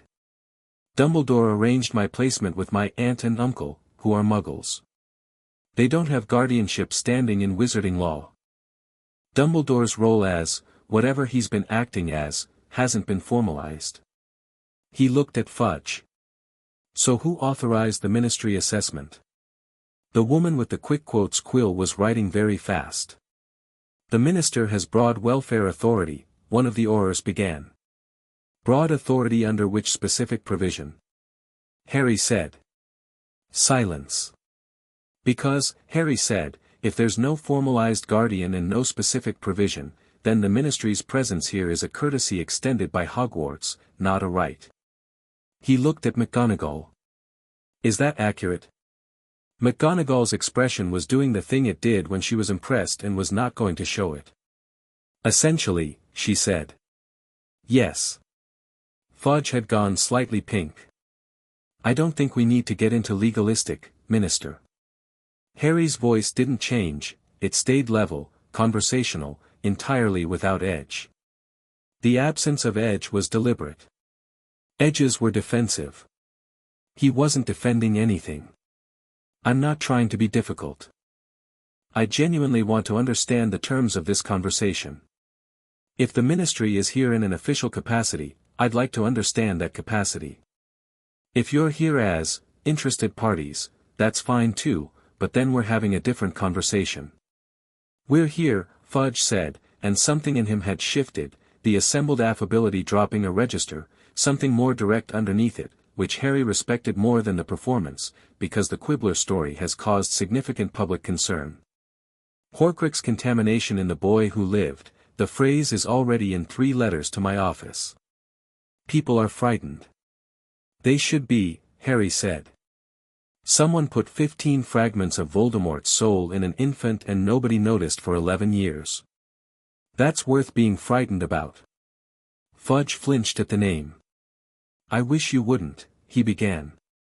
Voldemort, Harry said again, directly and without drama, the way you said any word that needed saying. He's not going to reappear because I said his name.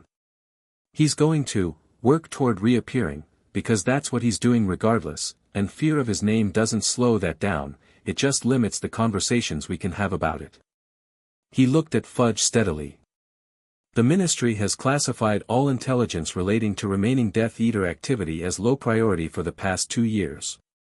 You have 3 Death Eaters in senior Ministry positions who were acquitted on imperious claims that were, he paused, not thoroughly examined. And one of them, Lucius Malfoy, sits on the Hogwarts Board of Governors and is currently, as of this morning's board meeting, attempting to use the diagnostic report to argue that I should be removed from Hogwarts for the safety of the student body. The room was very quiet. How do you know about the board meeting? Fudge said. I read the agenda, Harry said. McGonagall showed me. He looked at McGonagall, who had shown him no such thing, but whose expression now did something small and precise that confirmed she would have if she'd thought of it. The point is, the Ministry's concern about public anxiety is legitimate. I share it. But the solution isn't containment. It isn't reclassifying the diagnostic. It's making the information fully public and explaining clearly what's been done and what's being done about it. He paused. The fragments are gone. The unspeakable Thorpe extracted them Friday. All 15. The bindings are being removed in stages. By Christmas I'll be down to fewer than 50. He looked at Fudge. I am not a security risk. I am an 11-year-old who was harmed by specific identifiable actors over a specific period of time, and the record of that harm is documented, witnessed, and filed in more places than you can reach. Fudge looked at him for a long moment. The hat was being held very tightly. You're 11, he said. Yes, Harry said. You talk like, I've had a lot to process this week, Harry said. Processor faster than expected. One of the Aurors made a sound. The sound was suppressed immediately. The Board of Governors, Fudge said. He was recalibrating, which Harry recognized as a sign of intelligence. Fudge was not a stupid man, and stupid men were easier. Lucius Malfoy's motion, you're aware it failed? I assumed it would, Harry said. McGonagall has 17 years of institutional credibility and the full diagnostic record. Malfoy has a political agenda that's now in the Quibbler. He paused. He'll try something else. He's already written to the board requesting an extraordinary session, McGonagall said. Filed this morning, after the meeting. When's the session? Harry said. He's requested 1 month. Before Christmas, Harry said. He thought about it. By Christmas the second binding removal sequence will be complete. Sharpfong will have a full updated assessment. Thorpe can testify that all 15 fragments have been removed and contained. He looked at Fudge. If the Ministry would like to be on the correct side of this by Christmas, there's a very specific thing you can do. Fudge looked at him with the expression of a man who has come to manage a situation and is discovering the situation has its own manager. Which is? Open the Crouch files, Harry said. The emergency powers authorizations from November 1981. The ones that allowed Bartemius Crouch Sr. to place Ministry-classified bindings on a minor without parental consent. The authorization documentation is in the Ministry record. The signatures of the 2 Aurors who assisted are in the Gringotts assessment. He set his hands flat on the table. The people responsible for what was done to me either acted inside or outside their legal authority. If inside, the law that authorized them needs examining. If outside, they committed illegal magical acts against a child. Either way, the Ministry opening the files is the correct procedural response. Crouch is a complicated figure, Fudge said carefully. Yes, Harry said. He is. He's also the man who authorized the torture of Frank and Alice Longbottom by Death Eaters, sentenced Sirius Black to Azkaban without trial, and apparently found time in his busy schedule to bind an infant. He paused. Complicated doesn't mean untouchable. Fudge had gone quite still. The woman with the quick quotes quill had gone quite still too, but her quill hadn't. Sirius Black, Fudge said. Was never tried, Harry said. I've read the files. There's no trial record because there was no trial. Crouch had the emergency detention authority in 1981 and used it without going before the Wisengamot. He looked at Fudge. I'm not asking you to release him today. I'm asking you to open the files and let the process run where it runs. He paused. Because the process running is better for everyone than the process being selectively blocked, and you know that, and I think you actually want to do the right thing here. He said the last part simply, not as flattery. He'd watched Fudge throughout this conversation and the man's discomfort with Lucius Malfoy's agenda was real. He was scared of it, yes.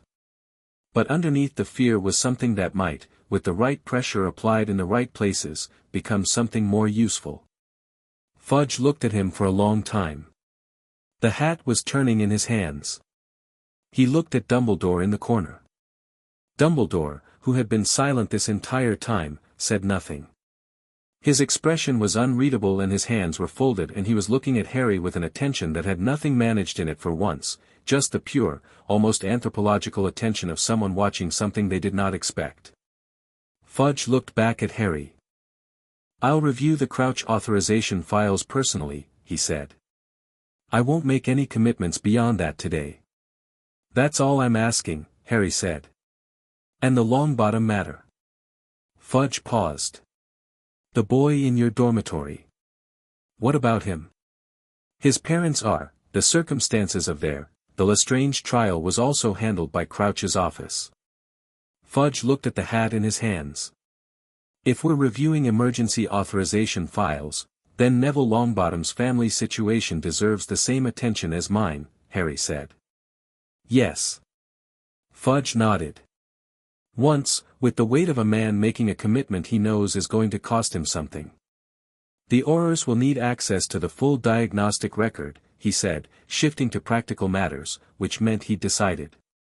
For the official welfare file. Miss Thorpe's extraction report as well. Already filed with the welfare office, McGonagall said. Since Friday morning. Fudge looked at her. Something in his expression adjusted toward respect. Of course it was. Will there be anything else, Minister?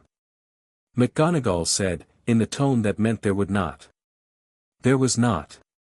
The 4 ministry visitors filed out with considerably less arrangement than they'd filed in with, and the door closed, and in the office the fire crackled and settled and nobody said anything for a moment. Crouch's files, Dumbledore said from his corner. His voice was quiet and had something in it that wasn't quite resignation and wasn't quite relief. You know what will be in them. Evidence of what was done, Harry said. Yes. It will be uncomfortable for several people. Several people who have been, uncomfortable is appropriate, Harry said. If it leads somewhere useful. Dumbledore looked at him. And Sirius Black? Harry looked back at him. You knew he didn't do it. The silence this time had a different quality from all the previous silences. This one had specificity. My certainty about Sirius's guilt was, Dumbledore began. You knew, Harry said. Or suspected strongly enough that you should have demanded a trial. He kept his voice level. Crouch bypassed the Wisengamot. You had the standing to challenge that. You were already Chief Warlock. He paused. You chose not to. I think because Sirius in Azkaban was convenient. He was the only person who had the legal authority to override decisions about my placement. With him gone, you had free rein. He watched Dumbledore's face. I'm not asking you to confirm it. The files will tell me whether I'm right. He stood up. But if he's innocent, he needs to come out of Azkaban. And that matters more than how uncomfortable it makes for you. Dumbledore aged, visibly and all at once, in the way very old people sometimes did when a weight they'd been managing became too heavy to keep aloft. "Yes," he said. "It does." Harry looked at him for a moment. He thought about what it would feel like to hate Dumbledore. He'd been expecting to feel it, had been preparing for it the way you prepared for weather you knew was coming. But what he felt instead was more complicated and less comfortable, something that acknowledged that the man in front of him was brilliant and had done terrible things and believed in the terrible things with the full depth of a sincere and capable mind. Hating him would be simple. Understanding him was harder and more necessary. "You can help," Harry said. "With what comes next. You know things about Voldemort that no one else knows, his history, his methods, the Horcruxes he made beyond the ones that were in me. That knowledge is useful." He looked at Dumbledore directly. "But you can't be in charge. Not of my choices. Not of my life. Not of how this ends." He paused. "Is that something you can work with?" Dumbledore looked at him for a long time. The firelight moved across his face, and in it he was very old and very tired and still, despite everything, very sharp. "I think," Dumbledore said, carefully, "that you are rather more than what I planned for." "Good," Harry said. He walked to the door. Then he stopped and turned back, because there was one more thing. "The instrument in your office," he said. "The coiled serpent one. What was it monitoring, exactly?" Dumbledore's expression shifted. "Your magical core. Its development. And, the Horcrux fragments. Whether they were, growing." "Growing," Harry said. "There was a theory," Dumbledore said quietly, "that if the fragments reached a certain integration with your core, the extraction would be impossible without fatal consequences. And you were watching to see if that threshold had been crossed." "Yes." "And if it had?"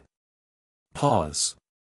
"Then the plan," Dumbledore said, "would have needed revising." "Revised toward what?" "I don't know," Dumbledore said, and this was the most honest thing he had said in all the conversations Harry had watched him have, not because it admitted wrongdoing but because it admitted uncertainty, which was harder for this man. "I genuinely do not know." Harry looked at him. "I think that's the first fully honest answer you've given me." Dumbledore met his eyes. "Perhaps. Work on that," Harry said, and left. The corridor outside McGonagall's office was empty except for Ron and Hermione and Neville, who were arranged along the opposite wall with the patient energy of people who had been waiting for a non-trivial amount of time and were not going to say so. Ron looked at Harry's face and said, "How'd it go?" "Fudge is going to open the Crouch files," Harry said. "Neville, there might be something in them about your parents' case. Sirius Black might get a trial review." He looked at the three of them. "It's not done. But it's moving." Neville was very still. "A trial review," he said. "For the Lestranges. The case handling. The emergency authorizations. How it was processed." Harry paused. "I don't know what it leads to. But it's better than nothing." Neville swallowed. Something moved in his face that he didn't try to hide. "Yeah," he said. "It is." They stood in the corridor for a moment, the four of them, while the castle breathed around them and the ward pulse did its steady work in the stones below, and somewhere in the building the ministry visitors were finding their way back to the entrance hall with considerably more information than they'd brought in. "Lunch?" Ron said. "Lunch," Harry said. They were halfway down the staircase when the castle shifted. Harry felt it before he understood it, a sharp, sudden directional awareness from the ward stones, the kind that wasn't the regular diagnostic pulse but the other frequency, the alarm-adjacent one, the "there is something here that should not be here" frequency. He stopped on the stairs. "Harry?" "Hermione." He held up one hand and she stopped talking immediately, which was one of the things about Hermione that worked extremely well in a crisis. He felt through the wards. The castle's attention was focused, where? Fourth floor. The corridor off the main stairs. The one with the locked door that Dumbledore had mentioned in his start-of-term notices. Third floor corridor on the right-hand side, it is out of bounds to all students who do not wish to die most painfully. The third floor. Not fourth, he'd miscounted, he was still calibrating the castle's spatial sense, it was, third floor. Right-hand corridor. And from the wardstone signal, what was there was not a person but a thing, an object, heavy with magic, defensive enchantments layered over it in exactly the style of someone trying to protect something they didn't trust a castle to protect by itself. "What's on the third floor?" he said. "It's out of bounds," Hermione said immediately. "I know. What's there?" "We don't, someone's been guarding something," Harry said. "Since before term started." He looked at the castle wall, which told him nothing visually and everything non-visually. "The wards are flagging it. Not as a threat, as a thing they're watching. Something they've been watching since September 1st. The thing Hagrid collected from Gringotts," Hermione said slowly. Her eyes had gone slightly distant, the way they went when she was connecting dots that she'd been keeping in separate columns. "The newspaper. There was a break-in at Gringotts Vault 713 the same day we visited Diagon Alley.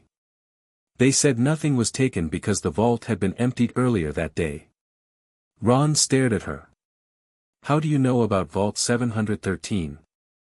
"I read the Diagon Alley security notices as supplementary reading," she said, without embarrassment. "The point is, someone tried to steal something from Gringotts, failed because it was already gone, and then it ended up here. In a third-floor corridor that Dumbledore personally warned everyone away from." "He hid something in the school," Harry said. "He hid something in the school," Hermione confirmed. While Voldemort, via Quirrell, is also in the school." Harry looked at the staircase. "Quirrell knows it's here. That's why Voldemort is here. Not because of me, or not only because of me. He's here for whatever's on the third floor." They all looked at the staircase. "Right," Ron said. He had the expression he got when events had accelerated past his ability to be surprised by them. "So what do we do?" "Not today," Harry said. "We need more information before we go near that corridor." He looked at Hermione. "What's on the third floor?"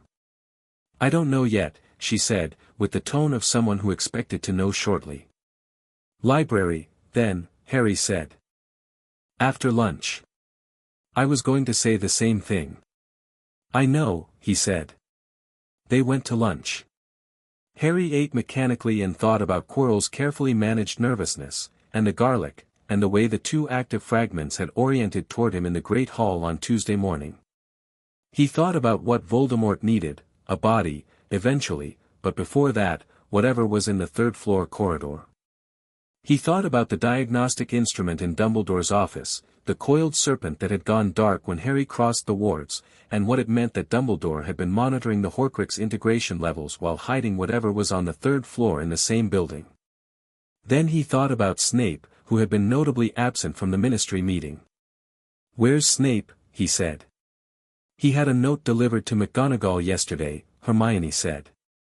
"I saw her reading it. She didn't look alarmed, but she folded it and put it away without saying anything." "What kind of note?"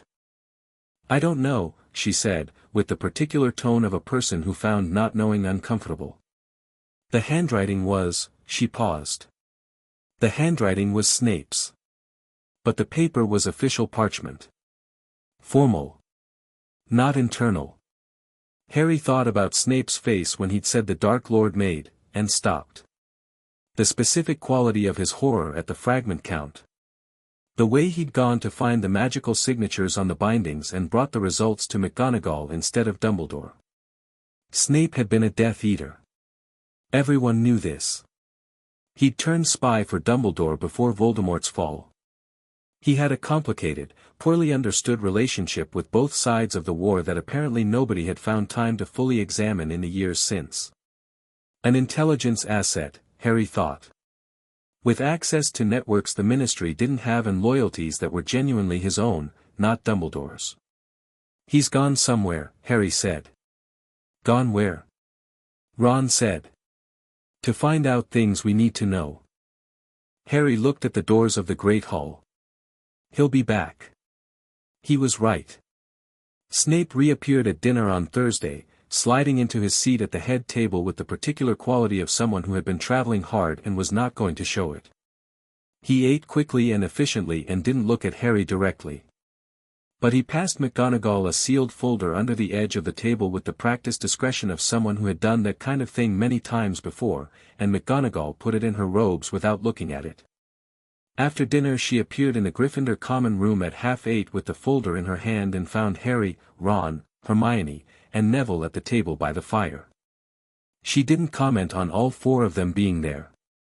She put the folder on the table and said, "Snape has confirmed there are 6 other Horcruxes in existence. He has the locations of 2 with high confidence. A locket that belonged to Salazar Slytherin, which passed through several black market channels and ended up with a collector in Knockturn Alley. And a ring, Gaunt family heirloom, currently believed to be hidden at the Gaunt shack outside Little Hangleton." She paused. "There are also 2 he's less certain of. And 2 he believes have been recently activated. Moved from dormant toward active." She looked at Harry. "Since Friday." Since the fragments were extracted, Harry thought. Since Voldemort felt the extraction through Quirrell and knew. "He's accelerating," Harry said. "Yes," McGonagall said. "The thing on the 3rd floor," Harry said. McGonagall looked at him. "I felt the wards flag it on Tuesday," Harry said. "I've been researching it. It's connected to Gringotts Vault 713. It was taken from the vault the same day as the break-in attempt." He watched her face. "Dumbledore's protecting it. Quirrell, Voldemort, is here because of it. The Horcrux information and the 3rd floor thing are connected because everything Voldemort is currently doing is about one goal." He paused. "What is it?" McGonagall looked at him for a long moment. "It's called the Philosopher's Stone," she said. The fire crackled. The common room hummed with its evening noise around them. "Immortality," Hermione said quietly, to herself. Then, to the room, of course. With a body and the stone he wouldn't need the Horcruxes anymore. He could make himself properly immortal without the soul damage.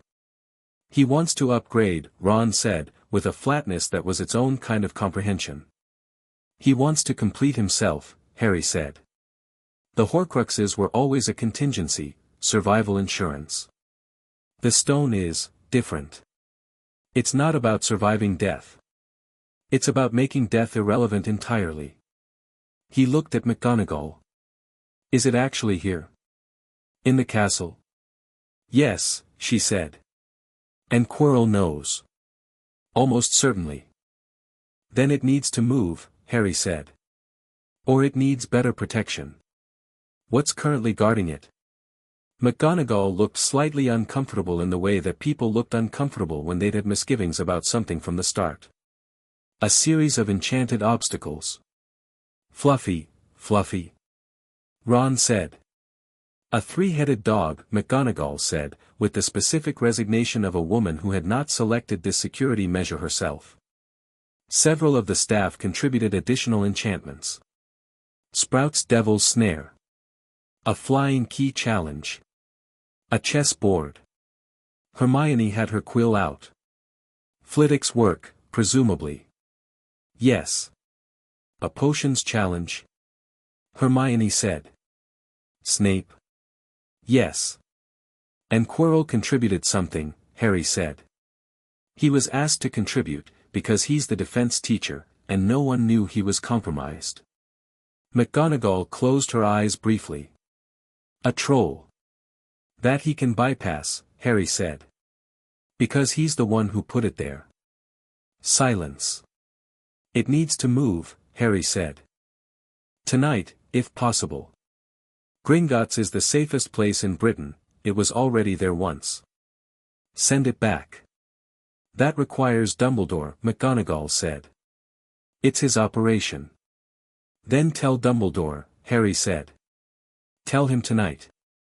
Tell him the security is compromised because one of the people who designed part of it is compromised, and the stone needs to move before Quirrell makes an attempt. He paused. And tell him I'll deal with Quirrell. Everyone at the table looked at him. You'll deal with Quirrell, Ron said, carefully. Not alone, Hermione said immediately. No, Harry said. Not alone. But Quirrell and Voldemort is not a Ministry problem or a Dumbledore problem right now. It's a Hogwarts problem. And it needs to be handled inside the castle where the wards can help. He looked at the fireplace. The wards know what he is. They've been watching him since September. If we bring him to the right place at the right time, the castle will work with us. Harry, Neville said. He'd been quiet through most of this, but now he looked up with the expression he'd been developing since Thursday, the one that was past the cautious hope and into something more straightforward. What's the right place? Harry thought about the ward stones. The diagnostic. The amber lines tracing from the foundation up through the walls, 17 stones placed by 4 founders who had built something that remembered everything and protected everyone it claimed as its own. The ward room, he said. Below the dungeons. The founders' ward room, the stones themselves. If we can get Quirrell there, the castle will do the rest. How do you know there's a ward room? McGonagall said. The castle told me, Harry said. She looked at him. He met her look. She did not ask for elaboration. She picked up the folder, put it back in her robes, and stood. I'll speak to Dumbledore tonight, she said. About the stone. She looked at Harry with that steadfast, unconditional thing that had been building in her expression since the first night. And I want a plan for Quirrell on my desk by morning. You'll have it, Harry said. She left. The common room fire burned steadily, and the 4 of them sat around it, and Ron said, Right, so we're making a plan to deal with the Dark Lord by bedtime. Brilliant. Completely normal first term. Do you want to help or complain? Hermione said. Both, Ron said, pulling a piece of parchment toward him. I can do both.